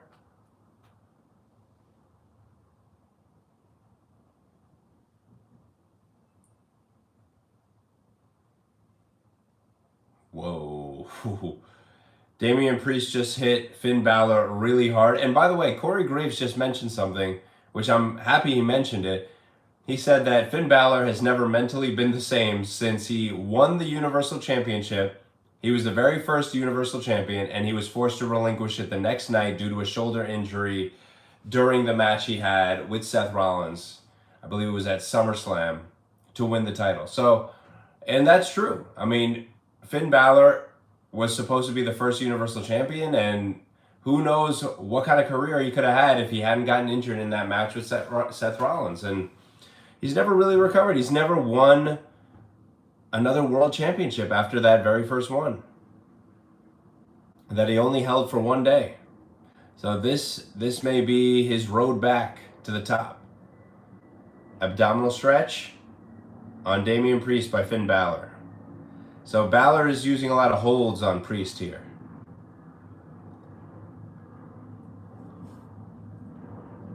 And by the way, that match with Bayley and Nia Jax, it was okay, but it was really sloppy, so it's almost less than okay, so not so good.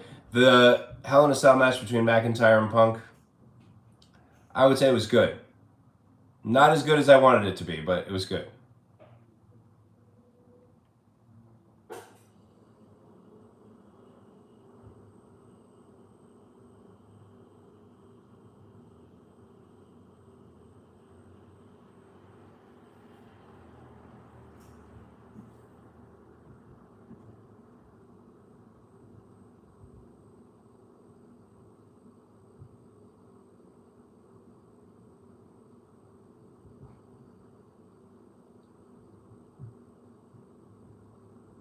Damian Priest is making his comeback against Finn Balor.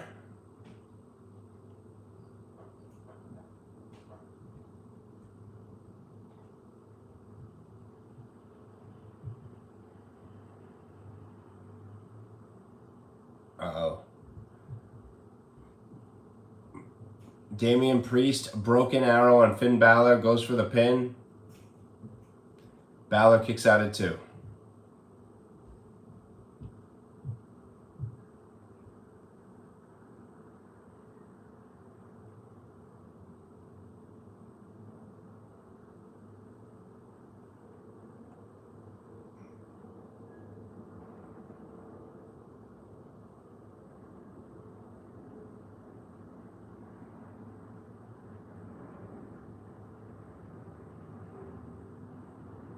Sling blade by Finn Balor.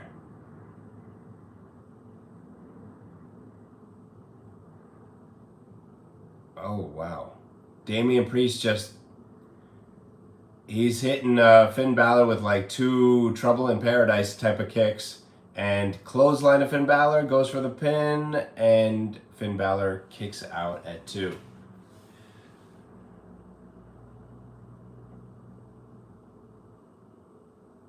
Boy, if Damian Priest wins this match, that would really make Finn Balor look lame.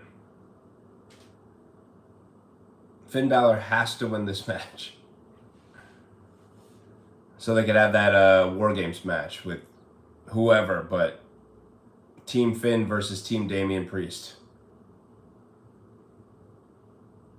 Damian Priest going for a powerbomb? No. Finn Balor reverses, and Damian Priest reverses again, hitting Balor with kicks. Oh, Balor hits him with a kick in the head. Now they're both laying flat on the mat.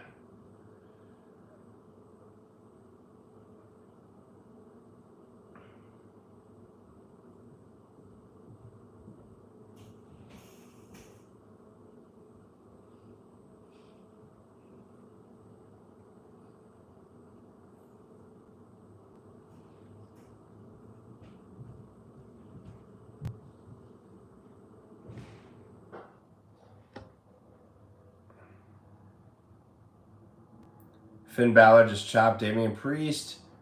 Double leg by Finn Bálor. Stomp by Finn. Again, takedown by Finn. Stomp by Finn.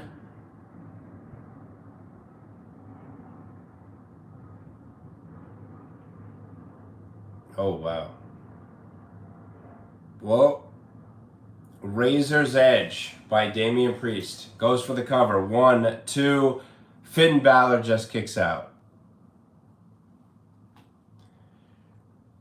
So this match has mostly been just back and forth between these two guys. Nobody's really been in control, which is good for Finn Bálor because he really needs to look like a legitimate threat in the main event scene. He has to.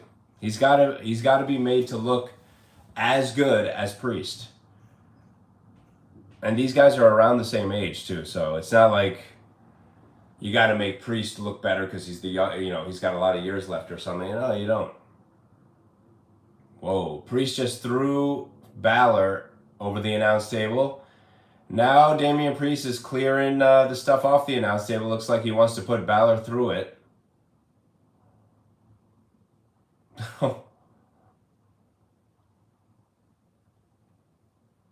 Uh-oh. Damian Priest, he's got him up for the Razor's Edge. Whoa, onto the ring apron. Didn't put him through the table. Priest is back in the ring. Balor's laying flat in the ring. Finn Bálor is begging for no more from Damian Priest. Damian Priest taking the straps down. Probably going to look for South of Heaven coming up next. And here comes some interference. Here comes Carlito.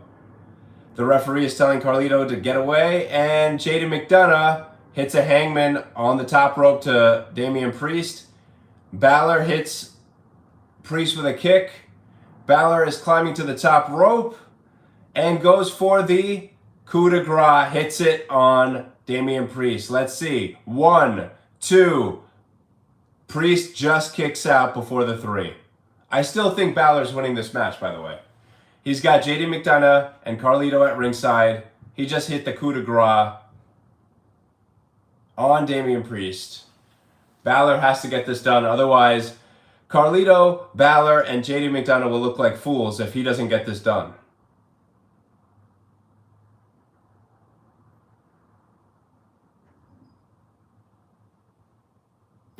Carlito is getting up on the ring apron to cause a distraction. Bálor has a steel chair slid into him by Jaden McDonough. Priest just kicked the chair right into the face of Bálor. And Priest is disposing... Yikes. Priest is disposing of Carlito and Jaden McDonough. Oh, Bálor just reversed South of Heaven into a pinfall attempt. Priest kicks out. And Bálor, it looks like he's going for another coup de grace, maybe? Oh, wow. He hit it right in the back of Priest's head. And now he's going... Oh, Bálor is winning this match, guys. He's going for another coup de grace. And I believe he hit half of it. Bálor is doing another coup de grace he's going for. He's on the top rope. Uh-oh. Priest caught him. South of Heaven. Priest crawls to the cover. 1, 2, 3. He just pinned Finn Bálor. Wow. That just made Finn Bálor and JD McDonough and Carlito look really weak because Priest was able to beat Finn Bálor even with interference by Carlito and JD McDonough multiple times. That just made them look like a bunch of jobbers. Wow. It makes Priest look really strong, so it keeps him in the main event picture, keeps him in the world title picture. But these guys just look like nobodies, man. And they're the tag champs. They're the tag champs, but they look like nobody compared to Damian Priest. So I guess WWE is still really high on Damian Priest and want to keep him strong because Finn Bálor could have really used the win there. And they did not give it to him. Even after multiple coup de grace, interference, everything. A steel chair they tried to use, but Damian Priest reversed that, and nothing worked. Damian Priest wins. Well, I mean, it's good for Damian Priest. Bad for Finn Balor. I mean, I would imagine there would be a War Games match here, but after that finish, it makes them look like no threat at all to Damian Priest, so maybe they're just going to move on. Who knows? Because that almost looked like the blow-off to this feud. I mean, that was a decisive victory by Damian Priest. I mean, there's no question. He just made Finn Balor and his group look like nobodies. And my guess is Rhea Ripley is about to make Liv Morgan look like a nobody up next. That's my guess. I'm guessing, Ripley's getting that title back next, I'm guessing.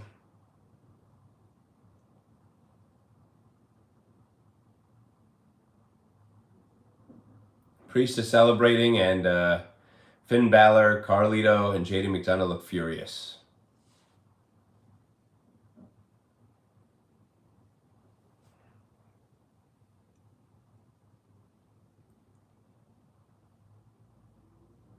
November 30th will be Survivor Series, War Games. They're showing a commercial for it right now.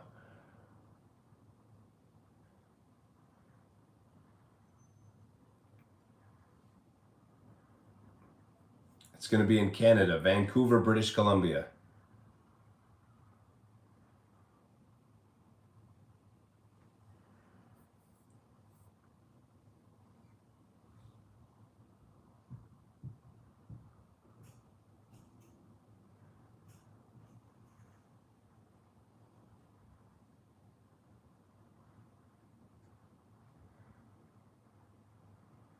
They're showing Triple H on like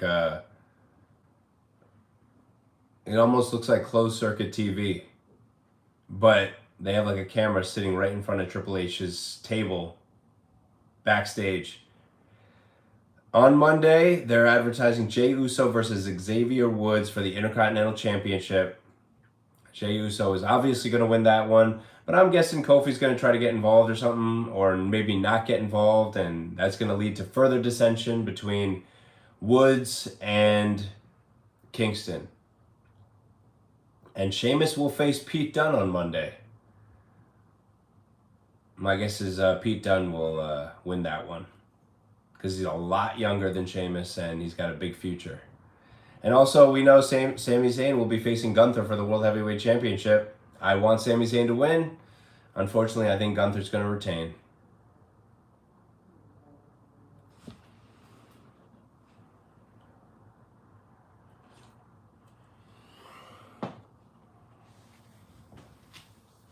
Two matches left, Rhea Ripley and Liv Morgan. And then the main event, which is the tag match between Roman Reigns, Cody Rhodes, and Solo Sikoa and Jacob Fatu.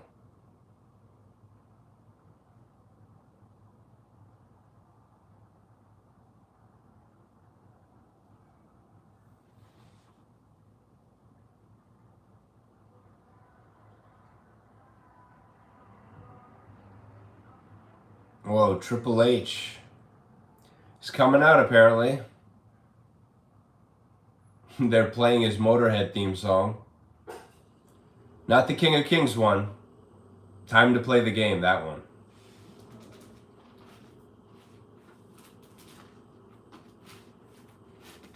They said that Triple H would have a major announcement, so let's see what it is.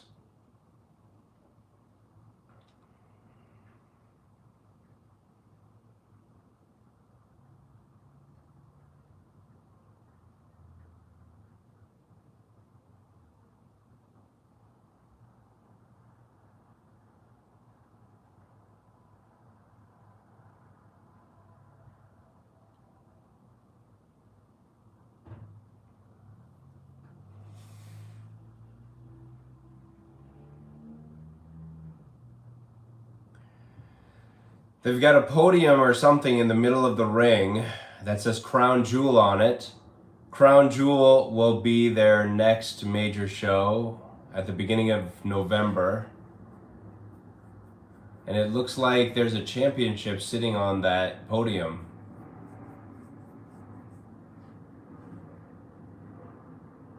or something. There's like a championship inside of a bag or something. I see what it is. I wonder what it could be.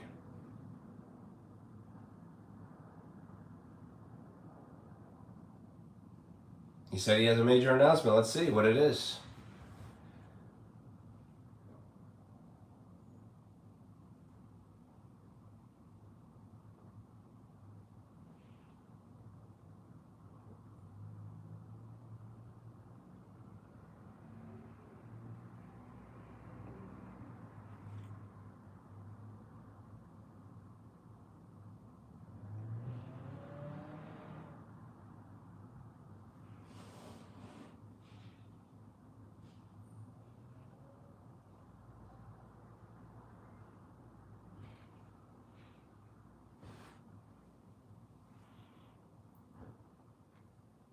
Triple H is saying 30 years ago,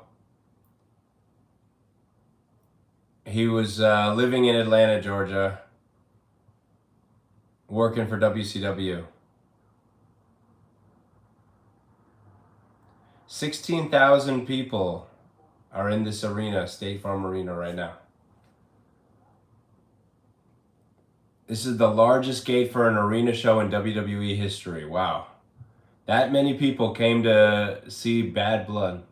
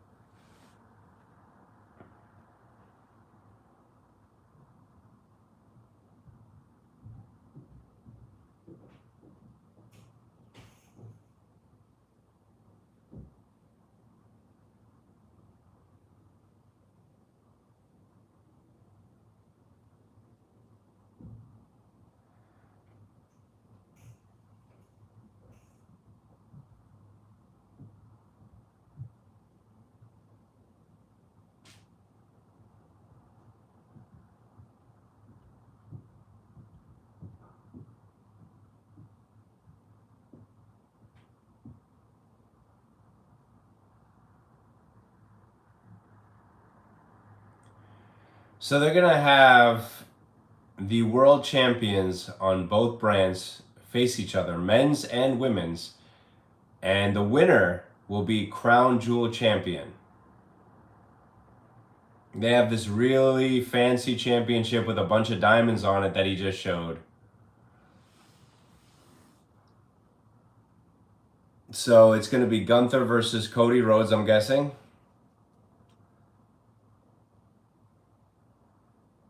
Here comes Gunther. So yeah, so it's going to be Gunther versus Cody Rhodes, most likely. Because, I mean, Gunther has to defend the title against Sami Zayn tomorrow. Monday. But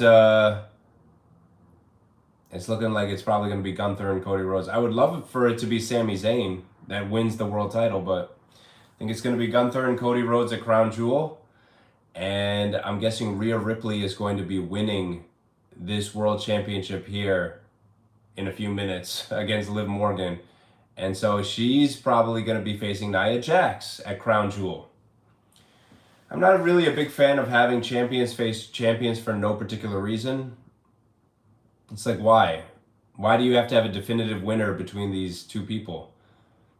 Because having Gunther lose to Cody Rhodes would make Gunther look bad. Having Cody Rhodes lose to Gunther, well, they would only do that if there was interference involved, and that would be lame too. So, not a big fan, but we'll see.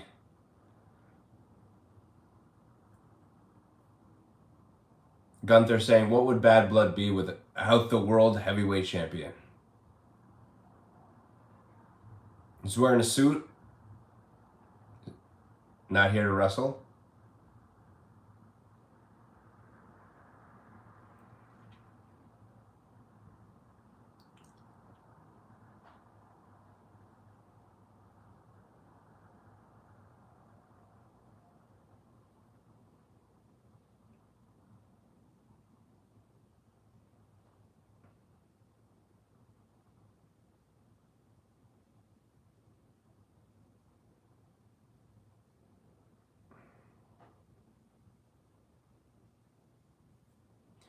Gunther is saying he's going to win this Crown Jewel Championship, but first he's got to defend the title against Sami Zayn on Monday.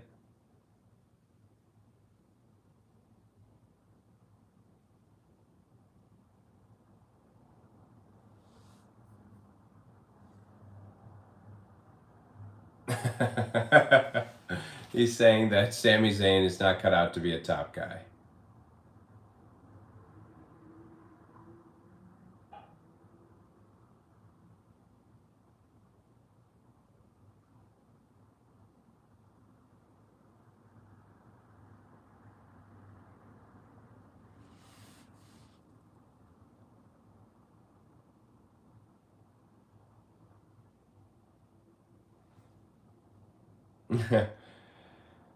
Gunther says he wants to acknowledge the legends in attendance tonight. Everyone's chanting Goldberg. Gunther did say that Goldberg was his favorite wrestler as a joke when Gunther was talking to Bret Hart.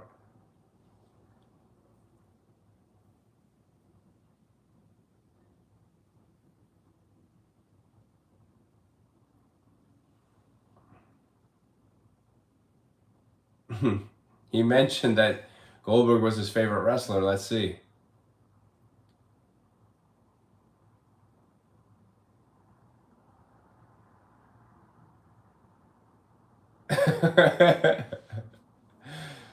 He's telling Goldberg that he lied. Goldberg was not a childhood hero of Gunther.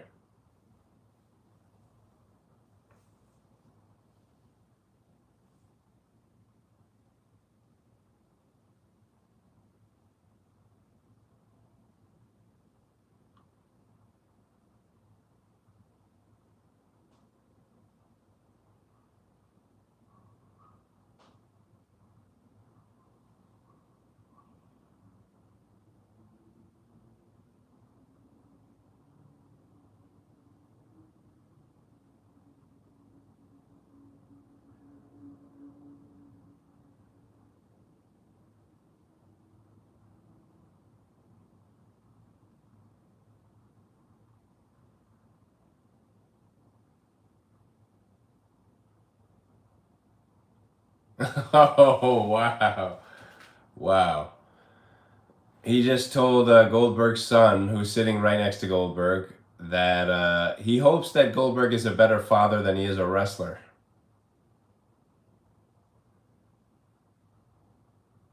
Now Goldberg is getting angry.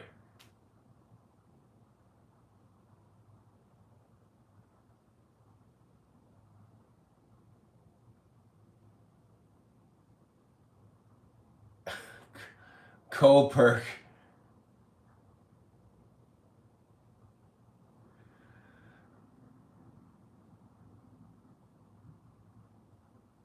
Security is coming and stopping Goldberg from getting in the ring with Gunther. It's almost like they're teasing that there is going to be a match between Goldberg and Gunther at some point.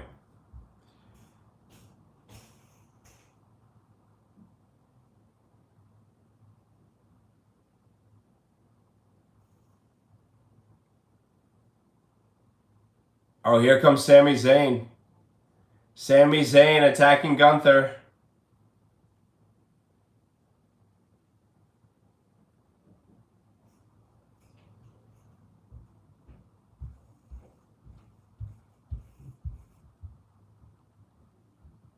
Oh, wow. Gunther just kicked Sami Zayn right in the face.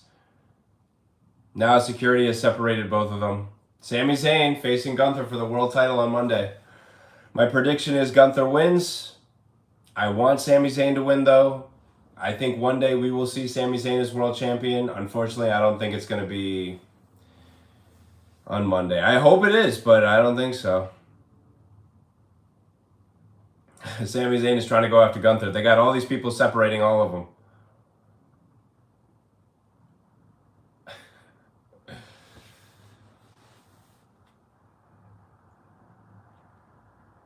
Crowd chanting for Sami. Adam Pearce is out here. He's trying to stop Sami, trying to calm him down. Goldberg is in the ring with Triple H. Triple H is raising Goldberg's hand. Now Goldberg is standing on the middle rope, posing.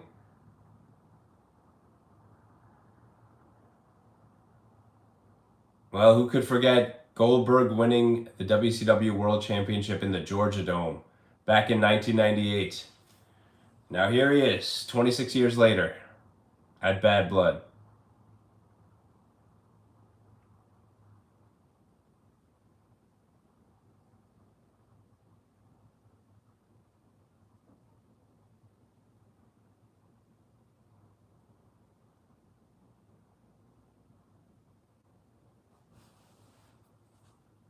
Now they're cutting to a commercial break. Well, Rhea Ripley and Liv Morgan will be next. I'm hoping Rhea Ripley just like destroys Liv Morgan, just runs through her.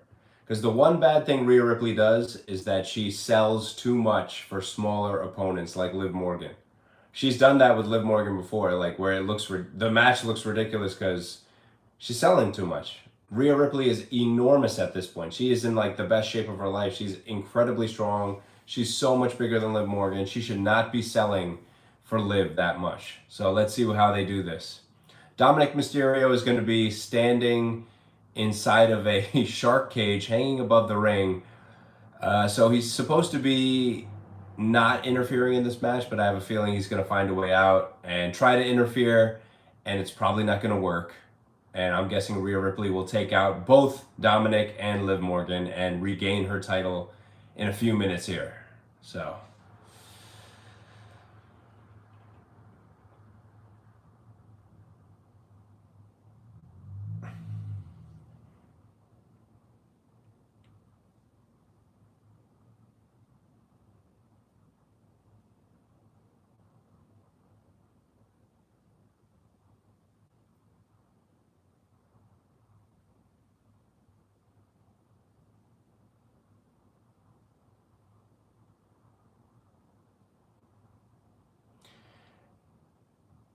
now they're taking another break.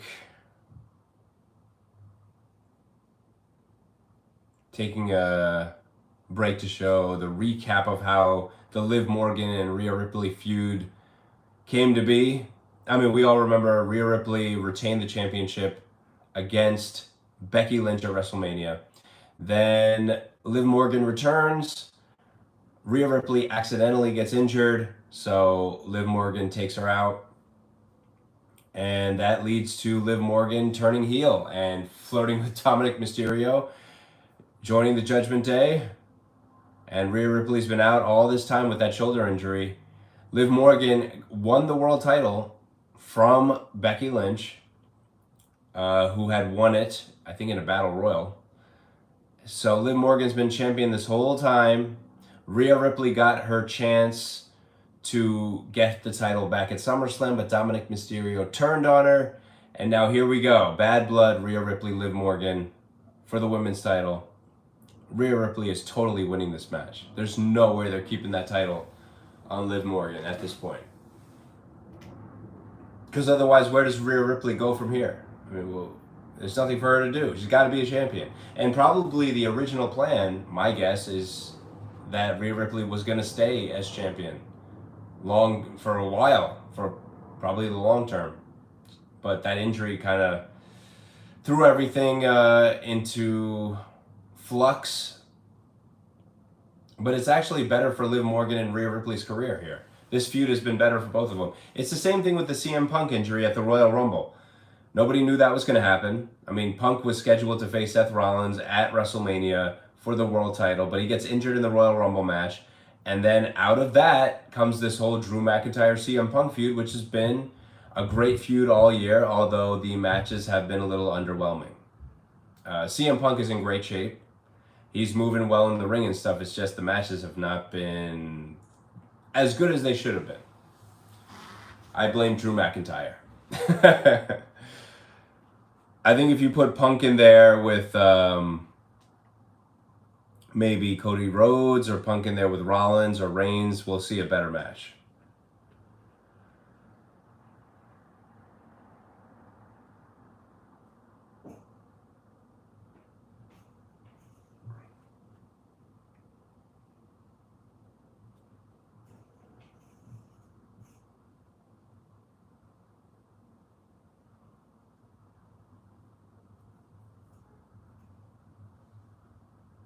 Still showing advertisements. Waiting for Liv Morgan and Rhea Ripley to have their match here.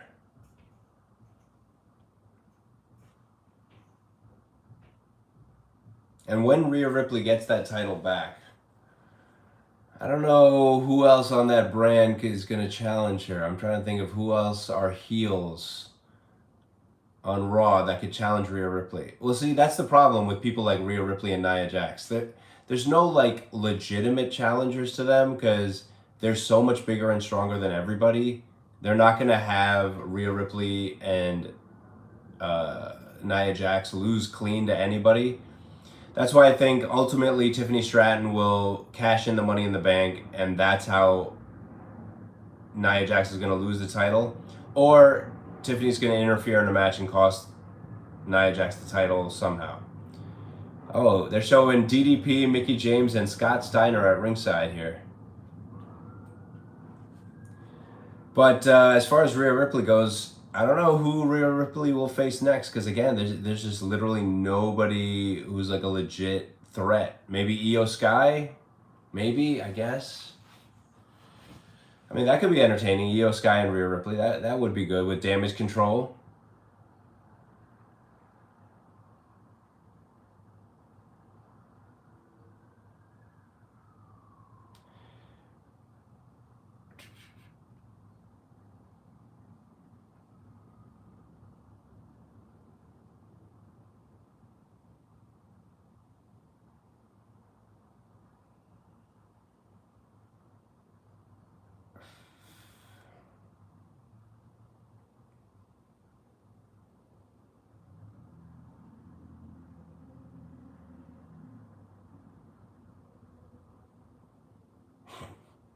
They're showing Chelsea Green here, who lost a dumpster match to Michin on SmackDown yesterday. And so I guess her new gimmick is that she smells terrible.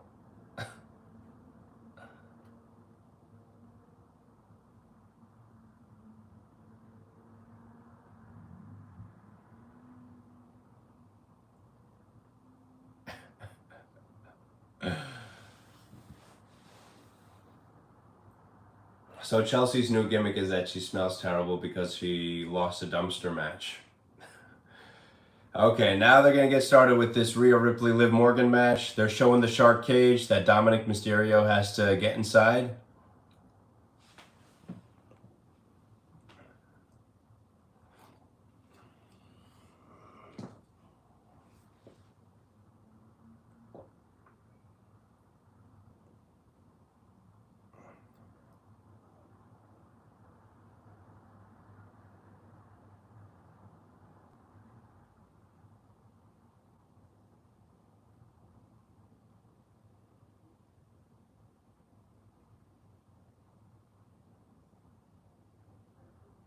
They're showing Dominic Mysterio and Liv Morgan coming in a low rider. They have a special entrance here.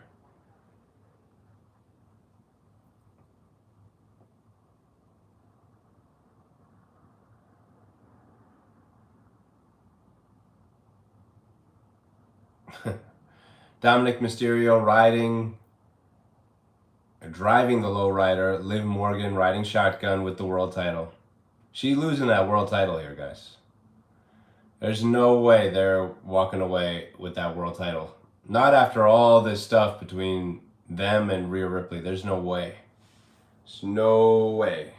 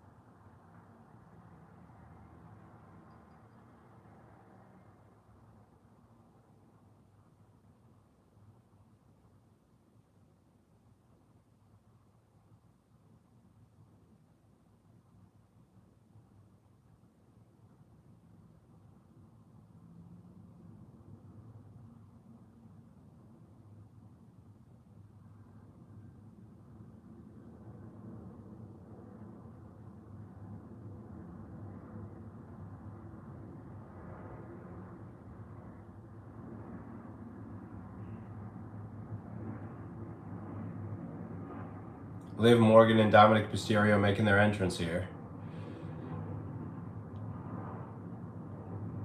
Some people have been speculating that Dominic Mysterio will turn on Liv and rejoin Rhea Ripley. I don't think so. I don't think so.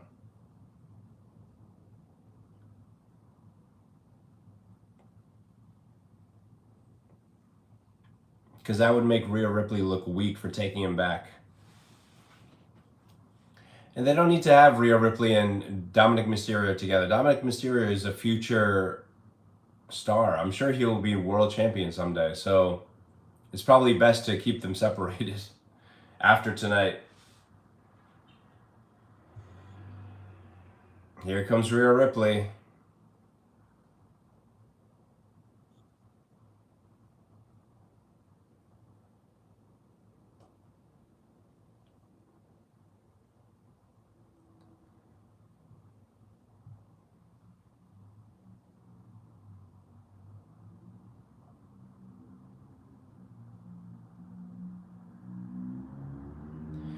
So far, the best match on the show has been the Hell in a Cell match. Wasn't great. It was all right.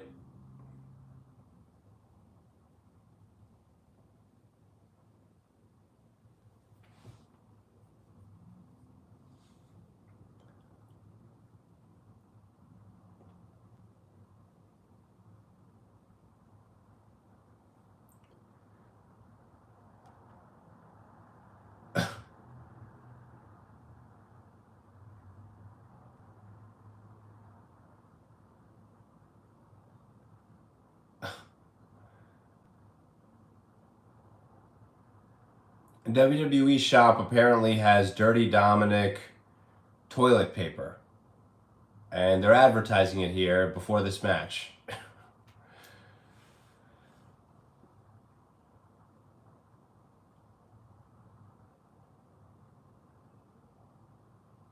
I have a feeling Rhea Ripley might squash Liv Morgan here. Because considering what time it is, I have a feeling Rhea Ripley is going to destroy Liv here.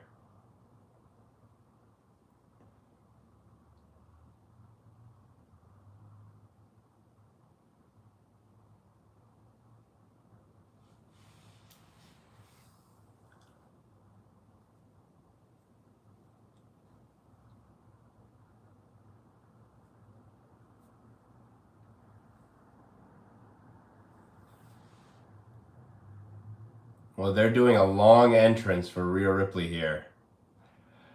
Almost teasing that, you know, she is going to be walking away with this championship.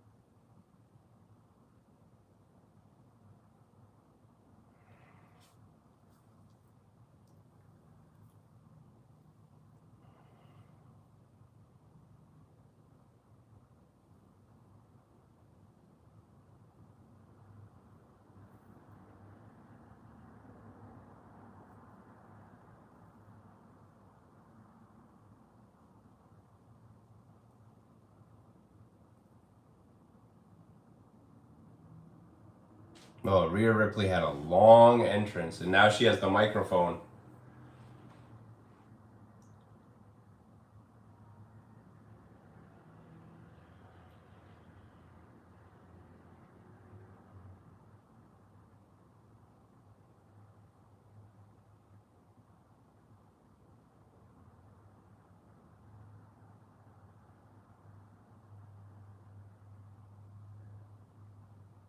They're raising the shark cage with Dominic Mysterio inside of it.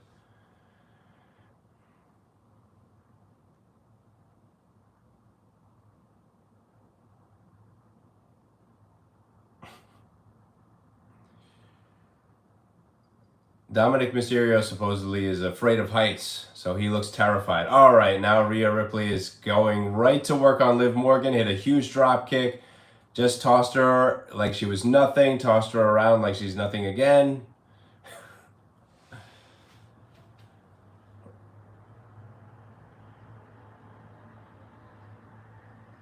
Clothesline by Rhea Ripley.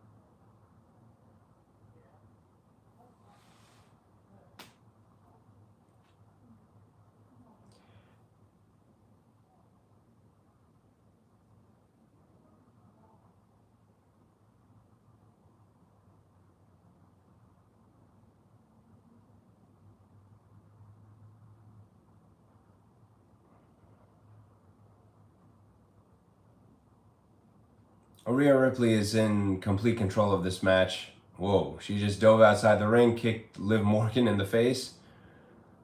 Yeah, basically, I don't think Liv Morgan has gotten any offense in yet.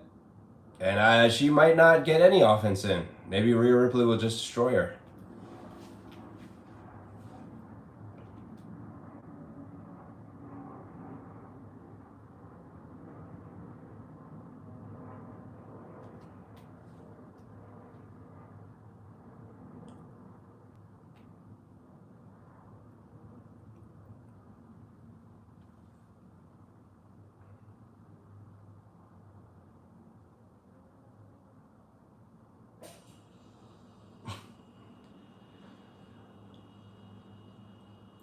Liv Morgan is attacking Rhea Ripley's knee. They have a camera inside the shark cage that has Dominic Mysterio. Now let's see if Rhea Ripley sells a lot for Liv Morgan, which I hope she doesn't, because that's nonsense if she does.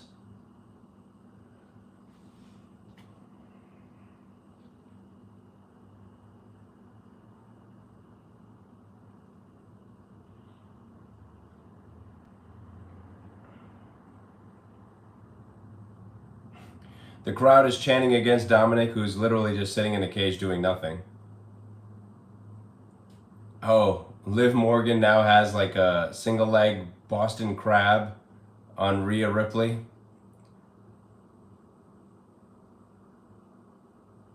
Working on that knee again.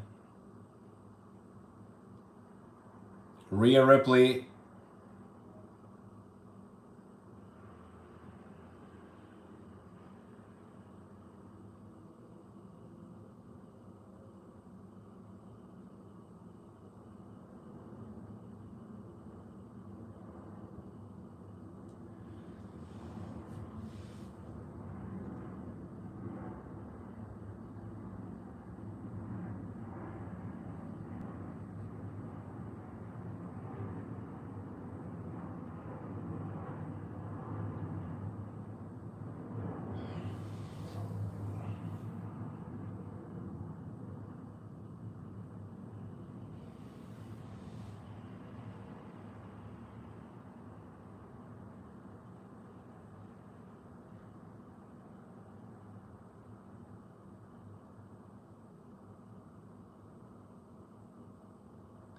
Northern Light suplex by Rhea Ripley.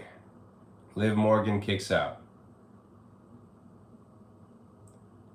I don't know why they keep focusing in on Dominic Mysterio being in the cage. He's not doing anything. He's not even above the ring. He's in the entranceway. He's just sitting in a cage.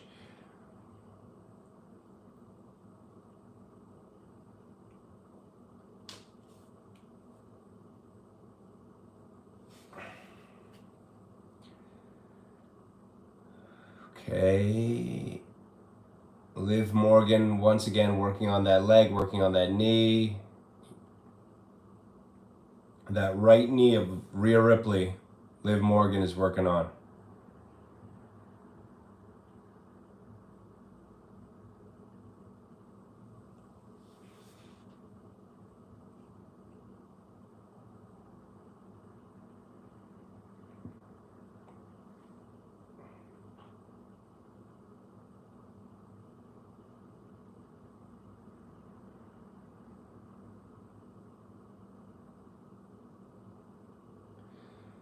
Yep, Liv is still working on that knee, but the crowd is chanting against Dominic Mysterio.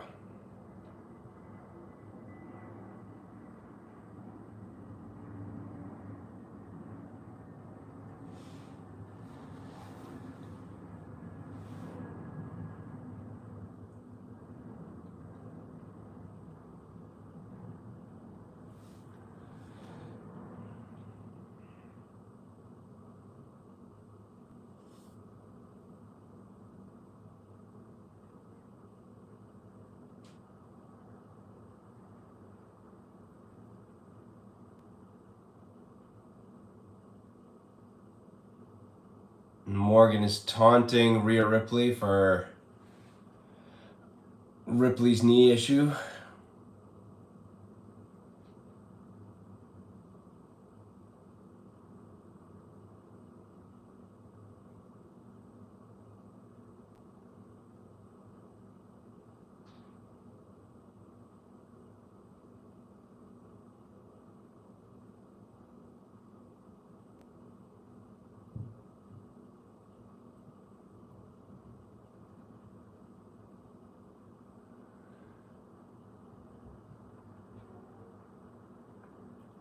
Code breaker by Liv Morgan from the second rope. Goes for the cover. Rhea Ripley kicks out at 2. I don't know. This match kind of just seems like a formality for Rhea Ripley getting her title back. I mean, the crowd's not super into the match. They're more interested in Dominic Mysterio sitting in that shark cage. They're it kind of just seems like we're all just waiting for Rhea Ripley to win this title back here. Okay, Rhea Ripley reverses a tornado DDT by Liv Morgan. And I think Liv Morgan went for a move and Rhea Ripley reversed it. Knee to Liv Morgan. Oh, this could be the end of the match right here. She's looking for a riptide. Liv Morgan reverses it. And goes for a pinfall attempt. And Rhea Ripley kicks out.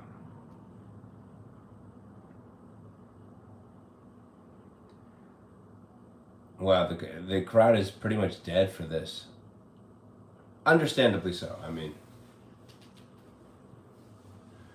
Unless Dominic Mysterio escapes from that cage,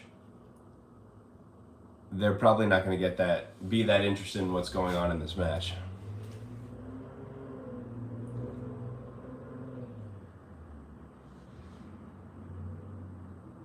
Liv Morgan is still in control here.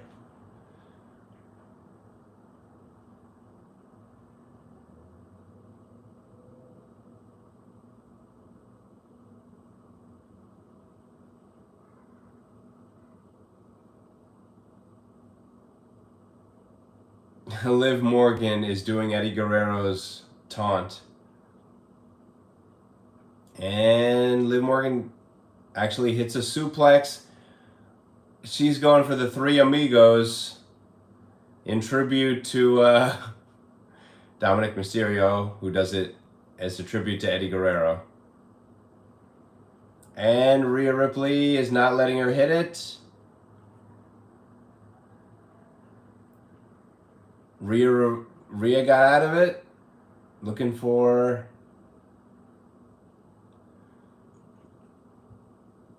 Razor's Edge.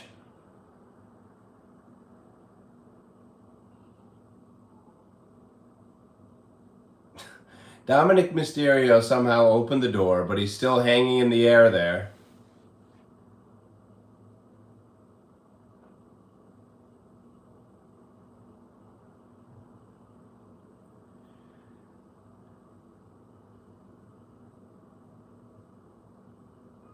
Now she's, Rhea Ripley is doing Eddie Guerrero's taunt to do the frog splash, and she hits it on Liv Morgan.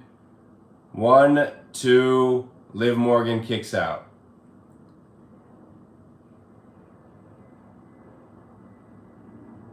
Now Rhea Ripley has a submission locked in on Liv Morgan called the Prism Lock. Let's see. Is Dominic going to get involved here? Dominic is still sitting in that cell, in that cage.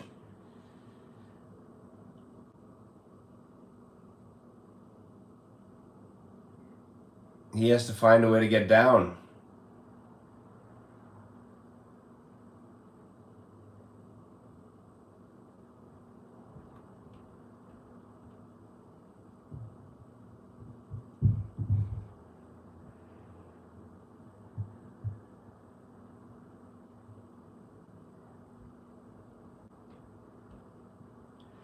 Well, Rhea Ripley just threw Liv Morgan into the barricade.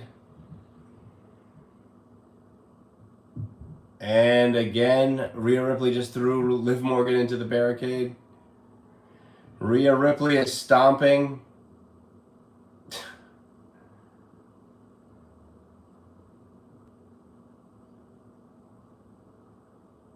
Rhea Ripley looking for Riptide on Liv Morgan on the outside of the ring. And she just hit it. Rhea Ripley is winning this title back. Match isn't over yet, but she is totally winning this title back.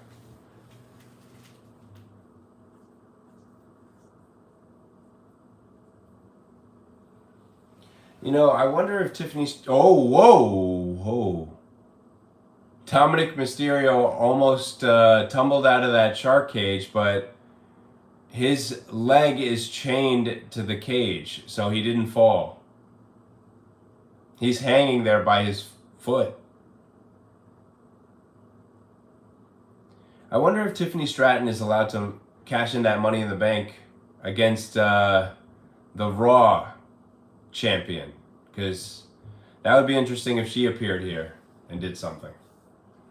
I believe she can. I believe she can cash in on anybody she wants, so that would be an interesting change of events if Tiffany Stratton came out here and won the title.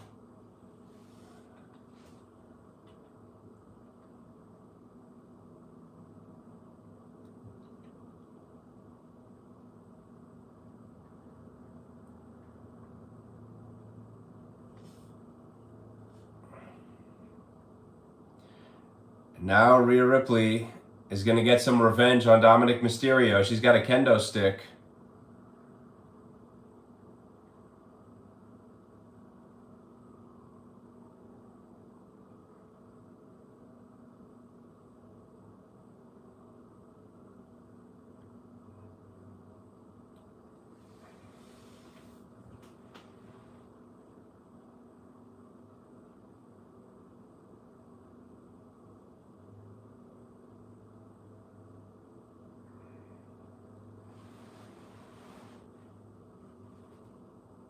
Oh, now she is hitting Dominic Mysterio with that kendo stick. And probably at least 10 times now. It looks like she's trying to break the stick. She's treating Dominic Mysterio like a...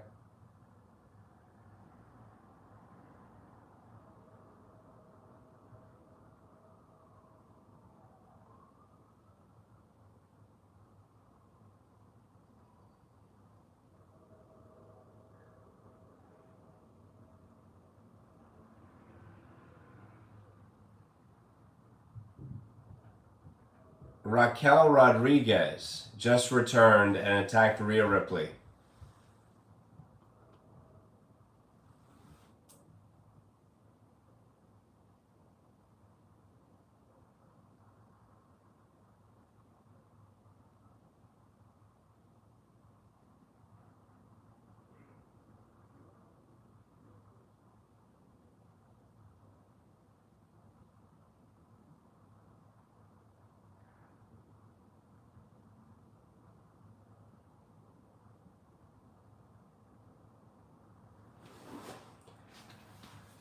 So Raquel Rodriguez returns. This match ends in a disqualification.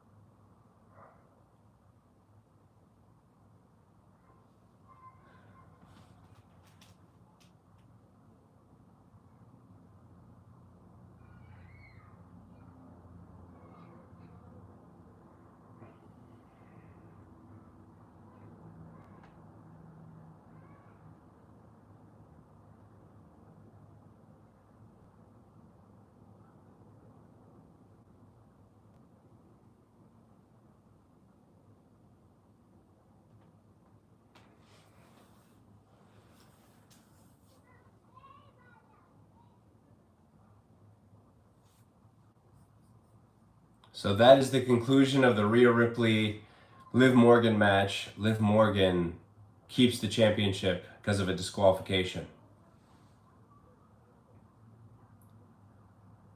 And so there's only one match left on this show. That will be Cody Rhodes and Roman Reigns facing off against Solo Sikoa and Jacob Fatu. I expect Jacob Fatu and Solo Sikoa to win, but Cody Rhodes has hinted there could be some major stuff going on in this match, so we'll see. We'll see if there's a debut or a return or something. And where's Randy Orton and Kevin Owens? They're not around. They'll probably come out here. They'll probably have Tama Tonga and Tongaloa come out here. That's what I'm guessing. They're going to interfere.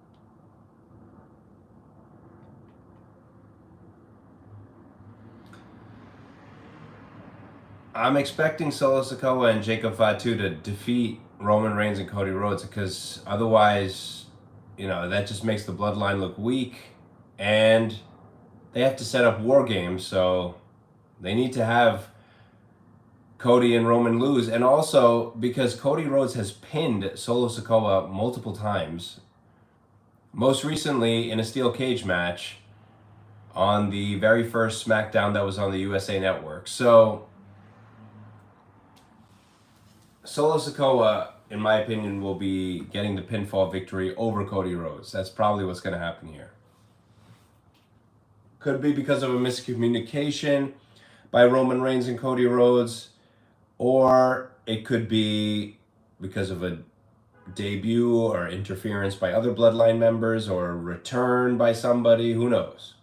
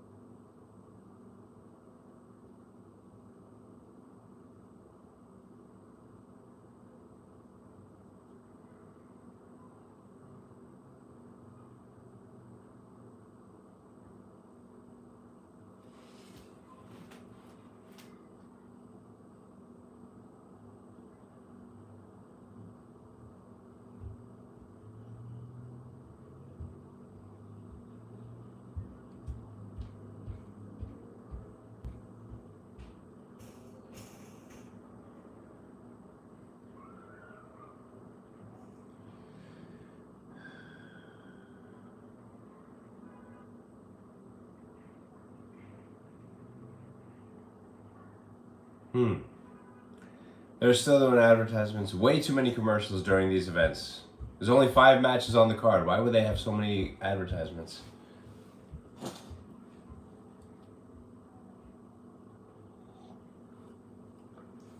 All right, finally, here comes Solo Sikoa and Jacob Fatu. The other members of the bloodline, nowhere to be seen yet. I would expect them to interfere at some point.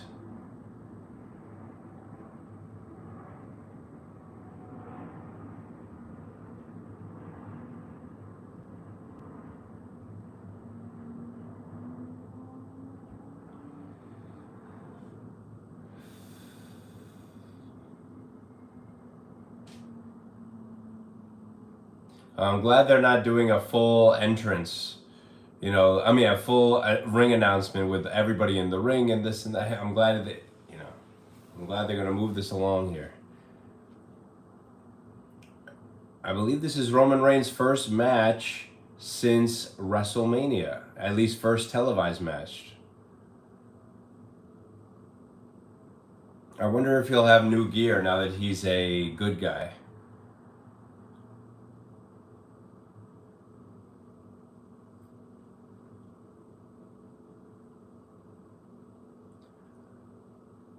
Jacob Fatu is a future world champion. I wouldn't be surprised if he is the one that takes that title off of Cody Rhodes at some point. I would not be surprised. Probably the right thing to do too, because he's a young guy and obviously a major star. As soon as he debuted, he was a major star.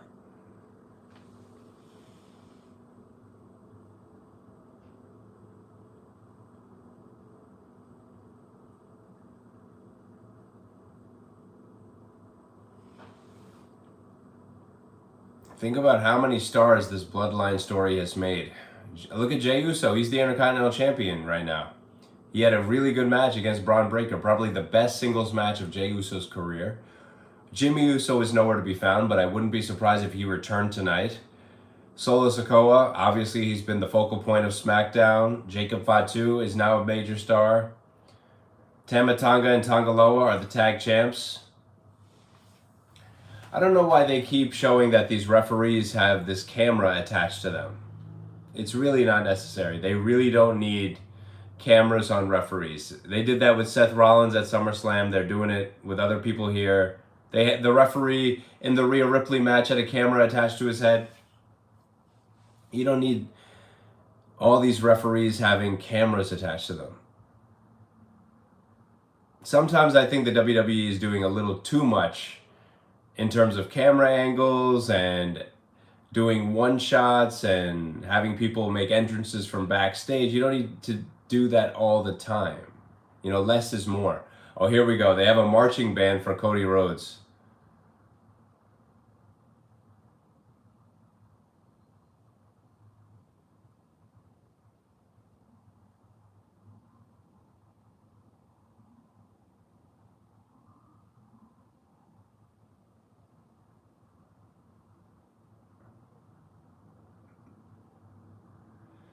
The marching band is playing Kingdom.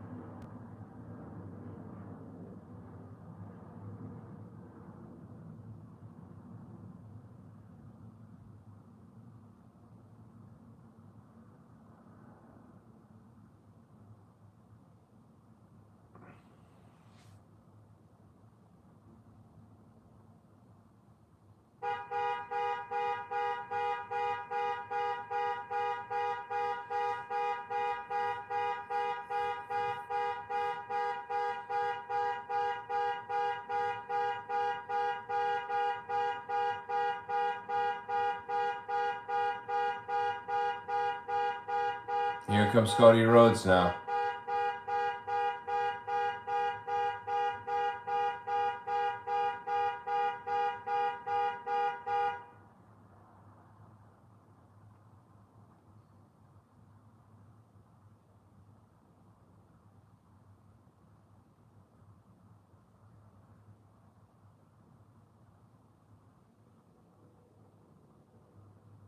Oh, they're still playing.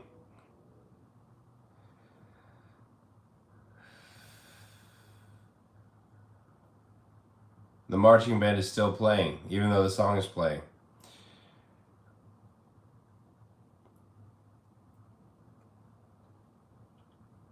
Georgia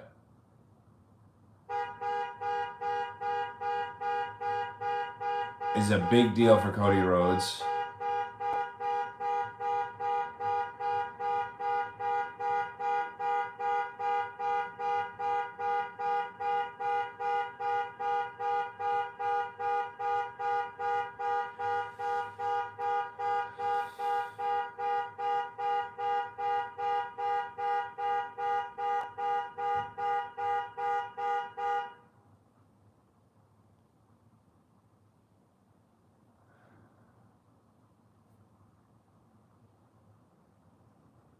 Let's see how long Roman Reigns' entrance is.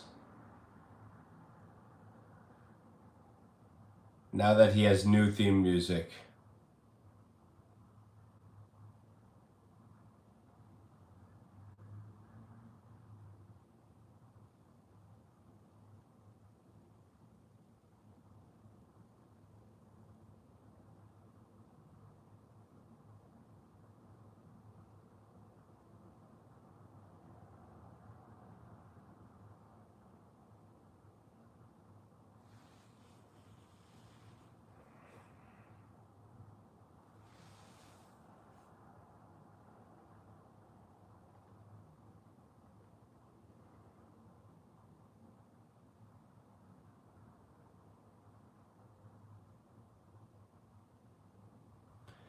Cody Rhodes.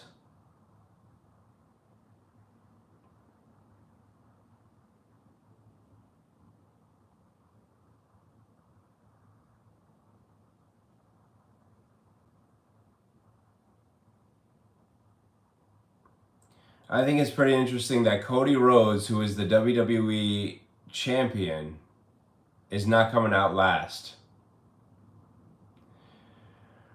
That's interesting. Well, I guess because it's Roman Reigns' first match back. I guess that's why they're having Roman Reigns come out first.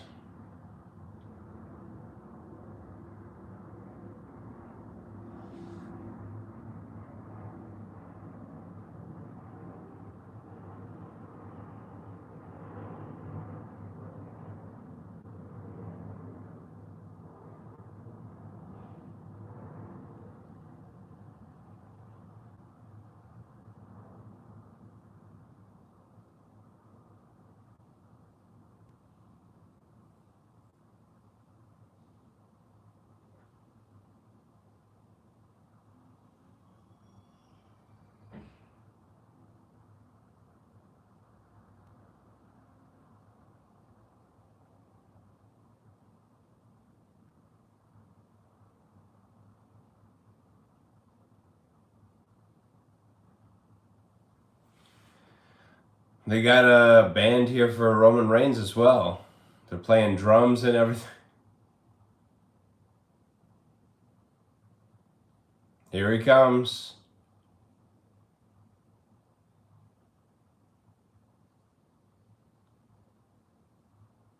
He is in phenomenal physical condition. Same gear, just a pair of black pants.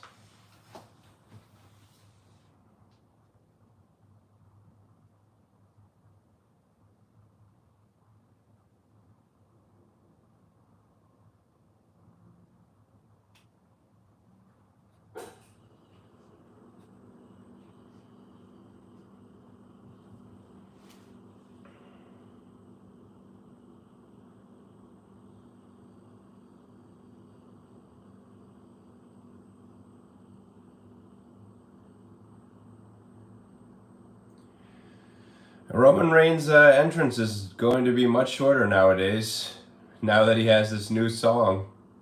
That's a good thing.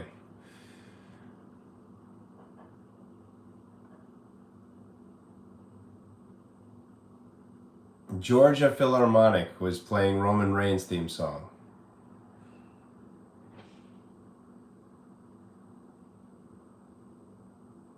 Roman Reigns played football when he went to college in Georgia.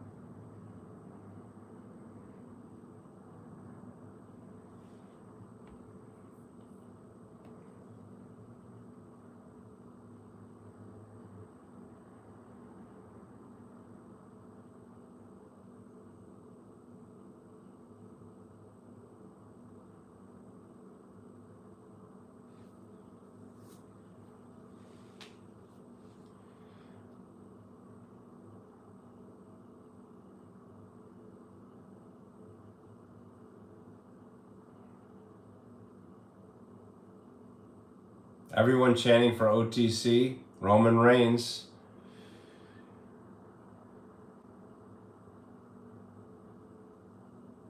This is the first time that Roman Reigns made his walk to the ring without that championship for a match. That's what Michael Cole was just mentioning.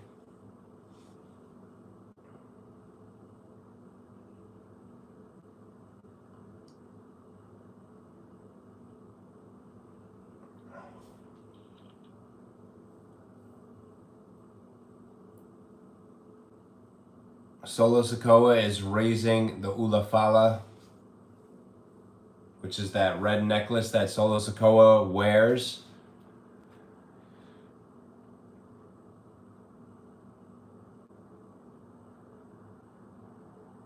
The match hasn't started yet. The four guys are just staring at each other.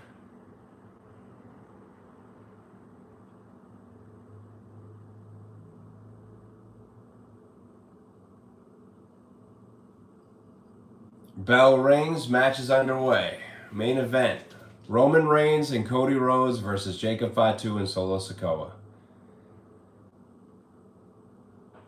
I'm guessing Solo pins Cody. That's what I'm guessing here. Thanks to miscommunication between Roman and Cody, or because of interference from Tama Tonga and Tongaloa, or Jimmy Uso returning, or somebody like that. Is something fishy is going to happen near the end of this match.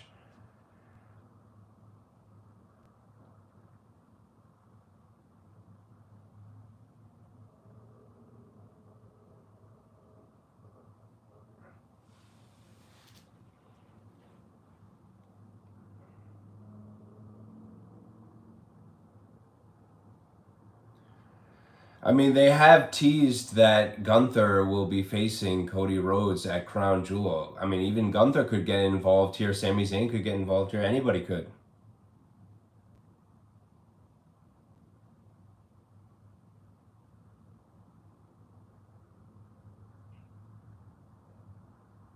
All right, here we go. Cody Rhodes, Jacob Fatu, starting the match.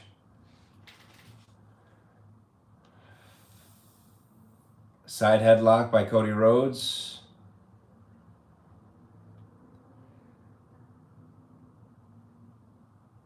Most matches involving Roman Reigns start with a side headlock.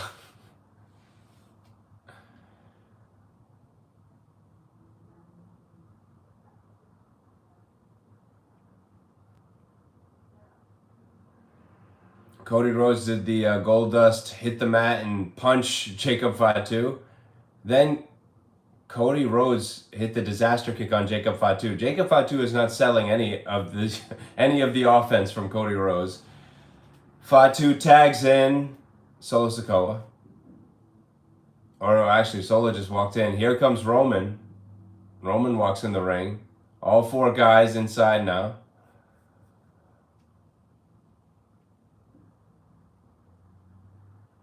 Everybody chanting OTC in the arena. 16,000 people. More than 16,000.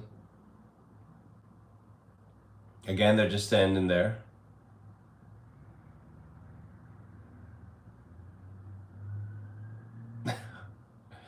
So Roman just got in the ring to scare off Solo. So Solo is back outside the ring on the ring apron. Roman is back outside.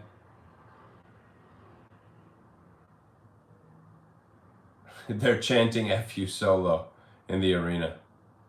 Which is good, because, you know, Solo is getting overshadowed by Jacob Fatu these days, so at least they care about Solo a little bit. Now Solo takes the tag from Jacob Fatu.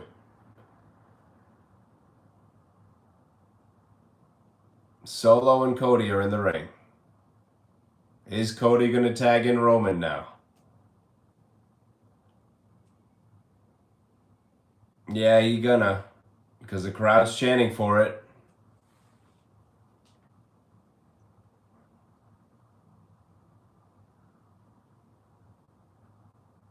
Yep. They're teasing it.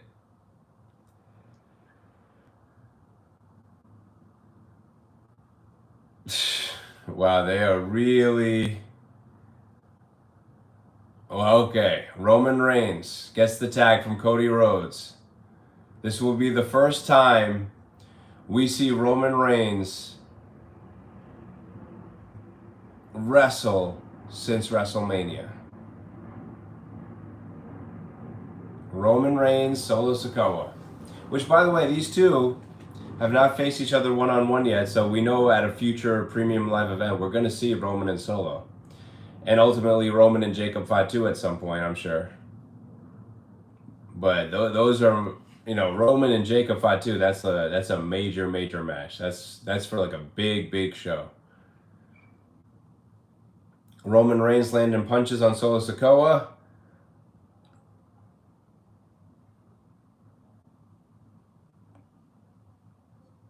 Solo kicks Roman, headbutt to Roman, saying OTC what?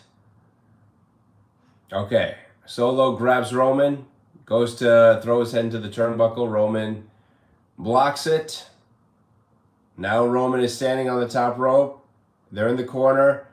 Roman is landing punches. 1, 2, 3, 4, 5, 6, 7, 8, 9, 10. 10 punches. And Roman is really playing to the crowd here. So if you were wondering whether he was a full babyface or not, yeah, he's a full babyface here. He's not in between. He's playing to the crowd. He's a good guy. Solo Sikoa now in control.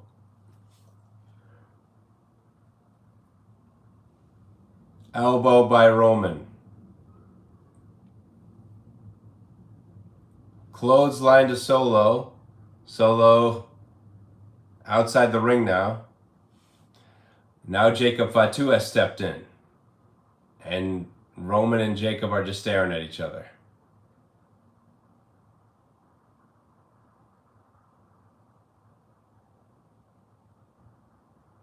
That's a main event match right there. Roman and Jacob. Okay, so they never made contact, Jacob and Roman. So Solo ran in from behind and attacked Roman.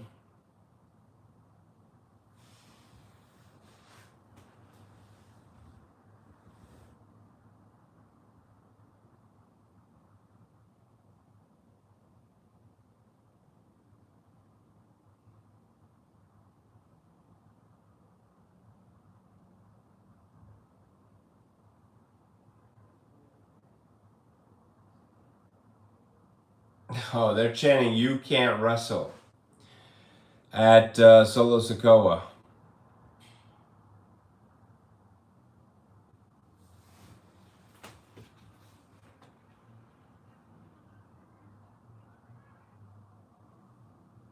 Solo Sikoa, another headbutt to Roman Reigns. Punch to Roman Reigns. Got him in the corner.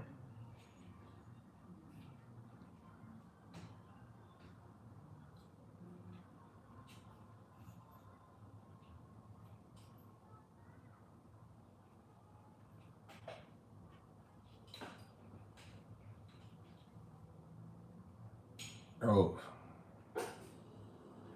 Solo just crushed Roman in the corner.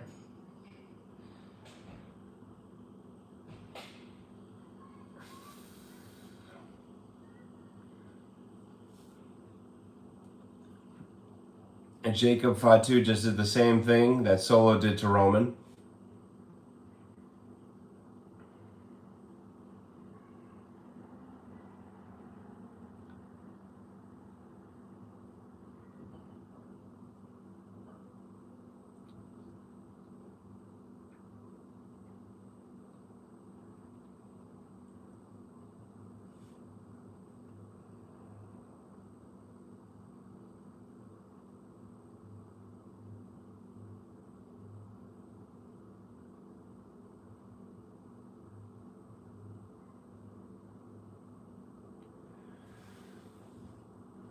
So Jacob Fatu is just destroying Roman Reigns here.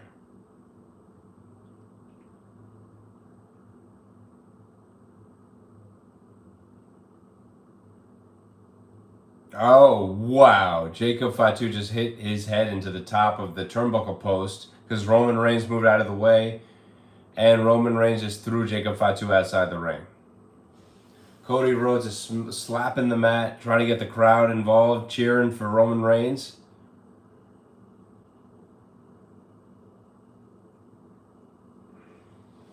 Roman Reigns tags in Cody Rhodes. Now Cody and Fatu. Cody and Fatu.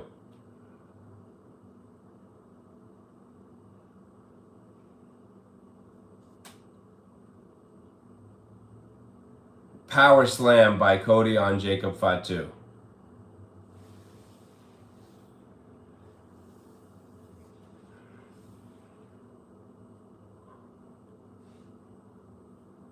Now Cody Rhodes did the Dusty Rhodes bionic elbow to Jacob Fatu.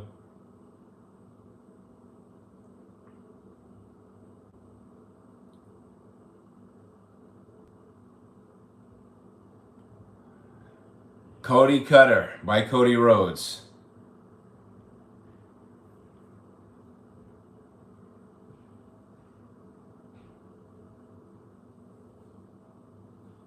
He's calling for Crossroads here.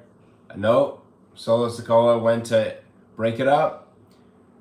Samoan drop by Jacob Fatu on Cody Rhodes.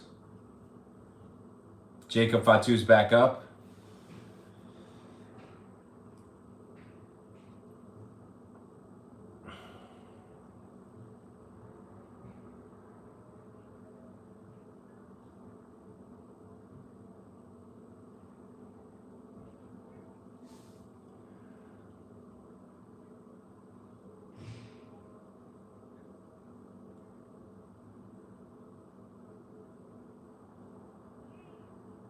Solo and Cody Rhodes are outside the ring.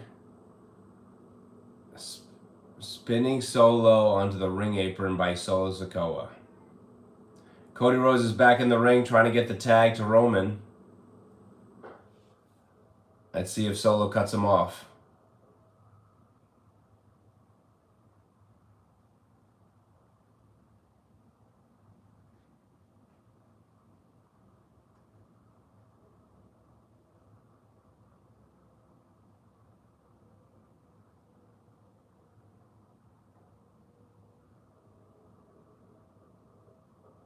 Solo cut him off. So Cody is still in there getting stomped by Solo Sikoa.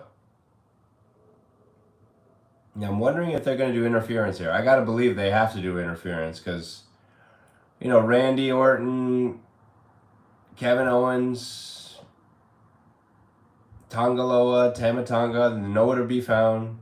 Is Jimmy Uso coming back? I'm guessing somebody's going to come in here at some point. Because they can't have like a definitive finish here. Something weird has to happen. Cody is trying to get the tag to Roman so that Roman can get the hot tag and come in and destroy everyone. Cody is reaching, but Solo is holding him back.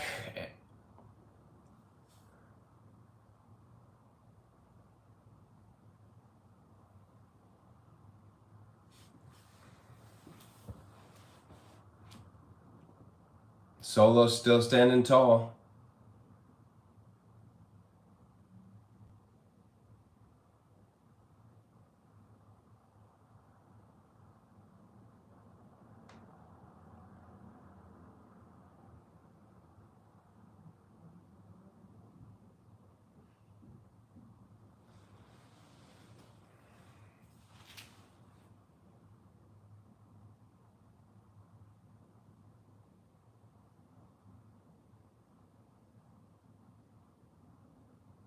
Cody Rhodes. Oh, wow. Jacob Fatu just threw his body into Cody. Cody is down. Jacob Fatu is telling Solo Sikoa that he loves him. Oh, wow. Cody was like getting bitten by Jacob Fatu, who is the Samoan werewolf. So I guess that fits. Cody still hasn't gotten the tag to Roman yet.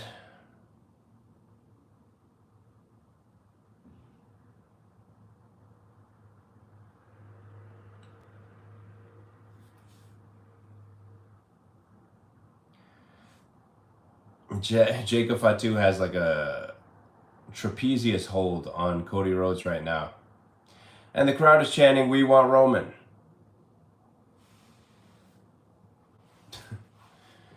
It's funny to see Roman playing to the crowd this much because he never did that when he was a heel. I mean, not like this. He's like having an ongoing conversation with the crowd.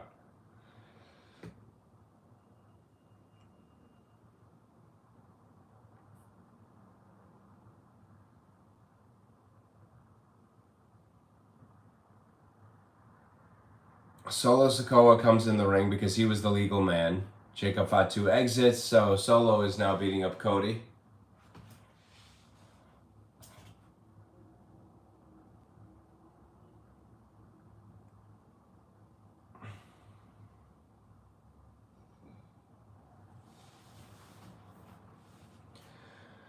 Whoa, okay.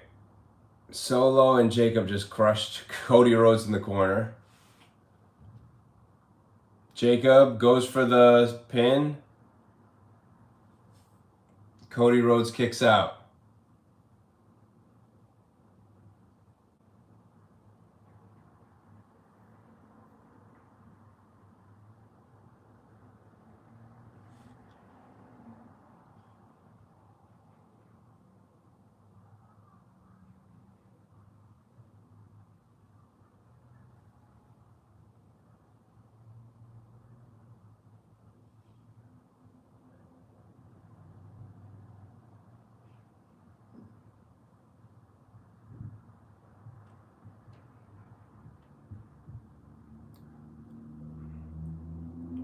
Jacob Fatu yanked Roman Reigns' foot so that Cody couldn't tag him and slammed Roman Reigns into the steel steps. So Solo and Jacob Fatu still in control of this match, but we know Roman is going to get the hot tag and then he's going to go nuts.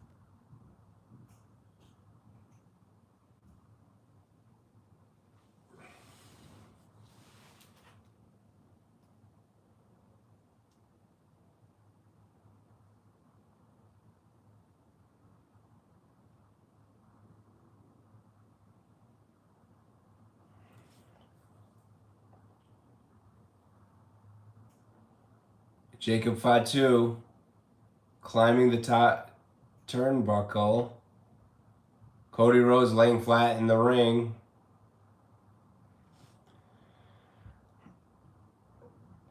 Whoa, he went for a swanton bomb, but Cody Rhodes got the knees up. Now, Cody is going to tag in Roman Reigns. That's what it's looking like.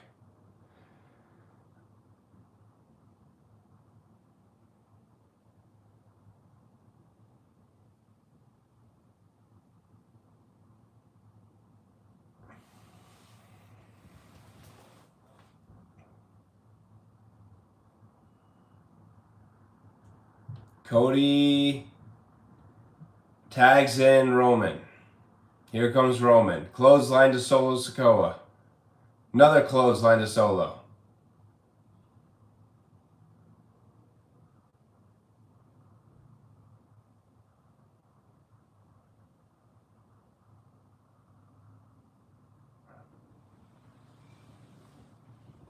Boot to Solo's face. Now it's ground and pound. Just punching Solo over and over and over. Solo's on the ground.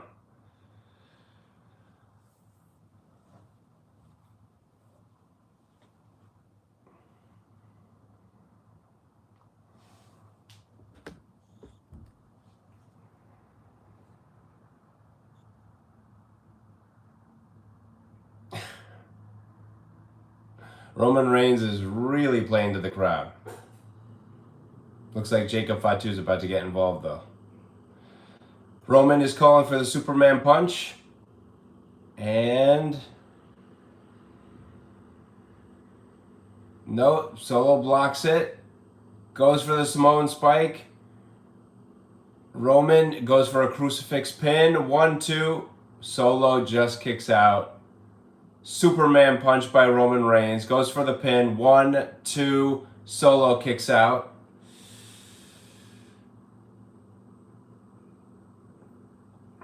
so far this match is okay. It's almost like a house show tag team match. Playing to the crowd a lot. Nothing over the top yet in this match. State Farm Arena is chanting F you Solo.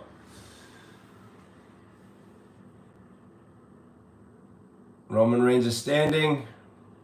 Solo is getting to his feet. Roman Reigns is calling for the spear.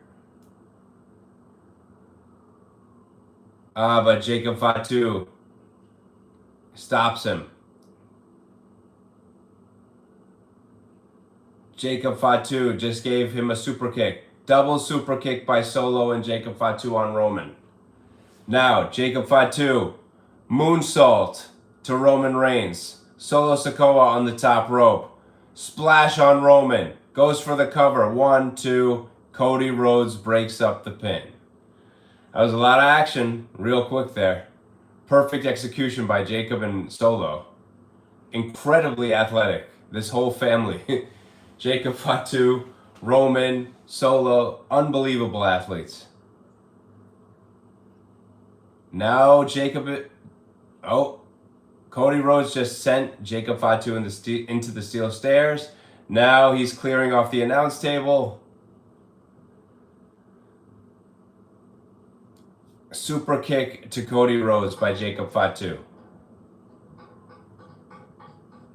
Whoa, Jacob tried to go through Cody Rhodes through the barricade. Cody moved. Jacob went through the barricade anyway. Wow, Jacob is right back up. So he's no-selling that. He's got a bunch of steel chairs now. I don't think this is a... I don't think this is a no disqualification match. Calling for Crossroads on Jacob Fatu. Hits it on the outside.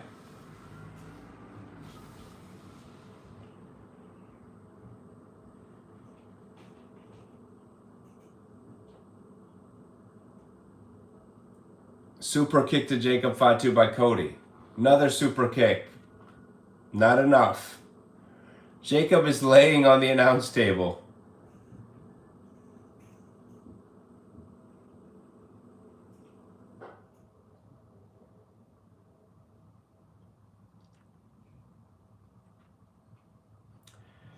Cody is climbing to the top turnbuckle.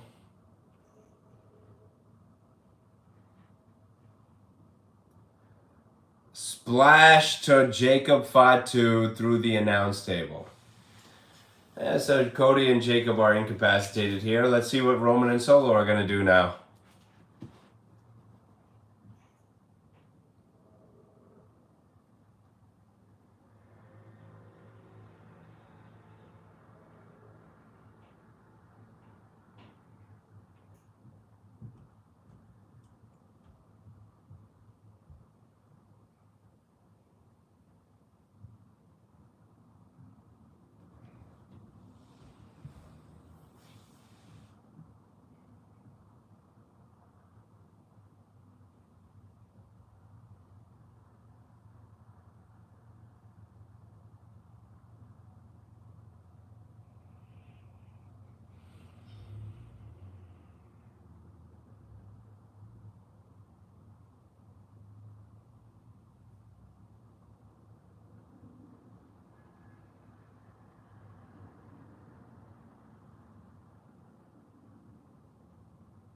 Roman and Solo are trading punches. Super kick by Solo to Roman. Superman punch by Roman. Could be the end here. I'm guessing somebody gonna interfere now.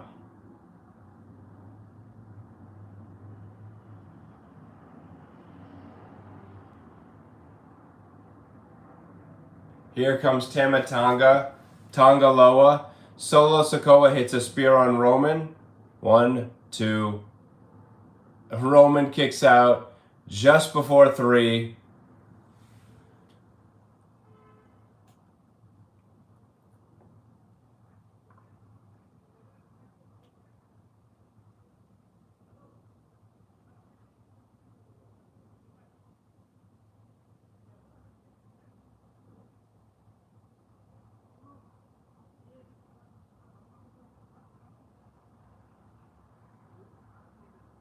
Solo is, he's got Roman Reigns.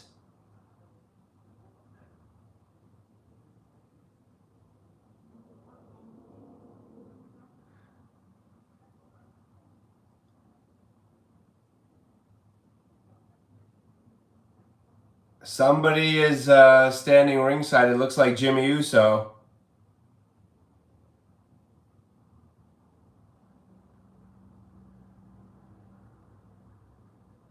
It's Jimmy Uso. That's what I thought. Jimmy Uso, who now is a good guy too.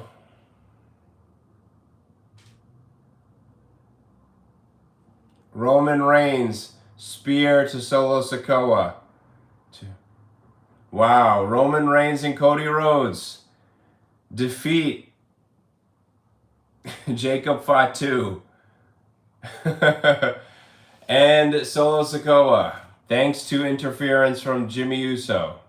Not really interference. He just took out Tama Tonga and Tonga Loa, so it was a clean victory.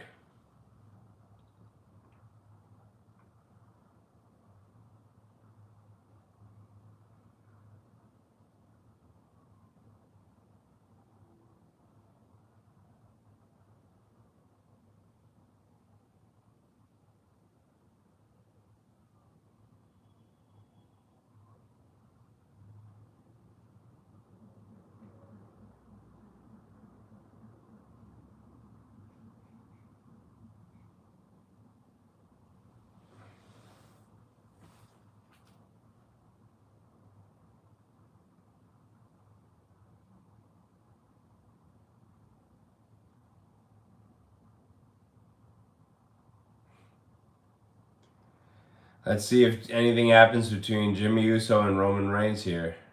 They're both standing in the ring.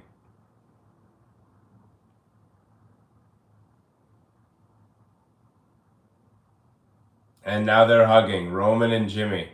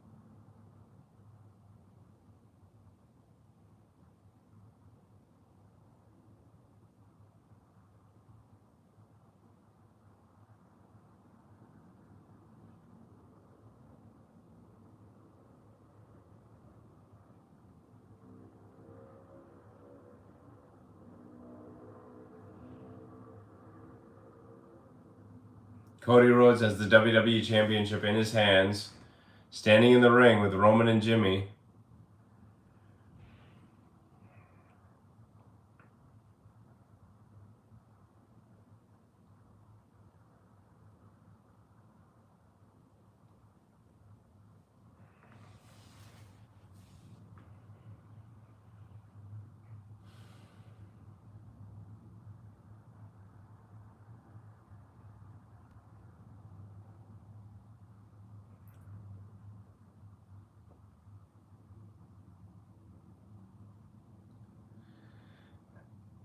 Tonga Loa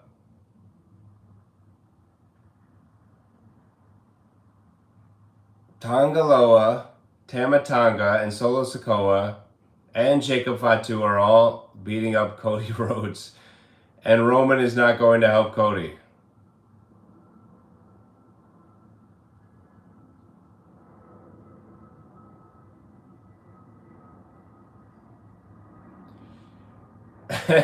And Roman almost reluctantly is now helping Cody with Jimmy Uso. Super kicks by Jimmy Uso. Superman punch. to Solo Sikoa.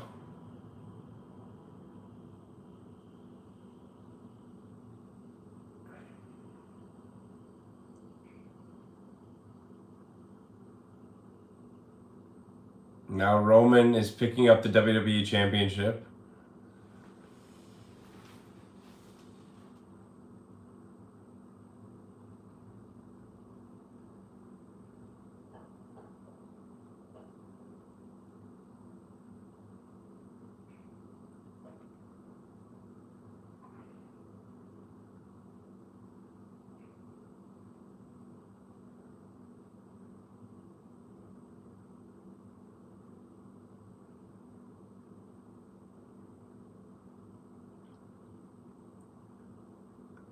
Roman Reigns has picked up the WWE Championship, handed it to Cody Rhodes. Now Cody Rhodes has it, is raising it above his head. And The Rock is coming out. What? Whoa, and the crowd is going insane right now. I did not hear anything about any rumor about The Rock showing up or anything, but here he is.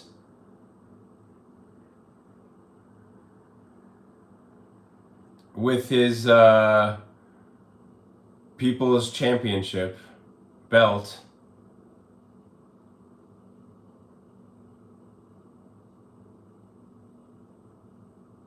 He's looking at Roman, Jimmy, and Cody standing in the ring.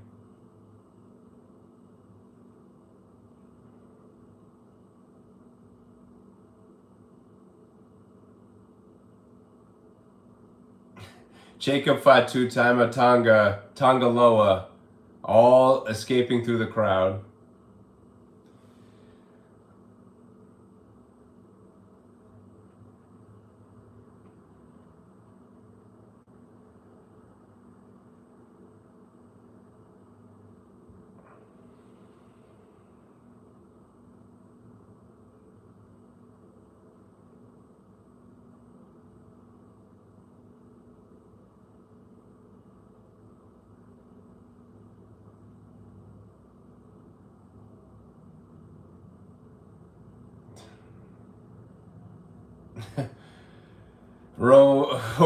The Rock just raised the people's eyebrow.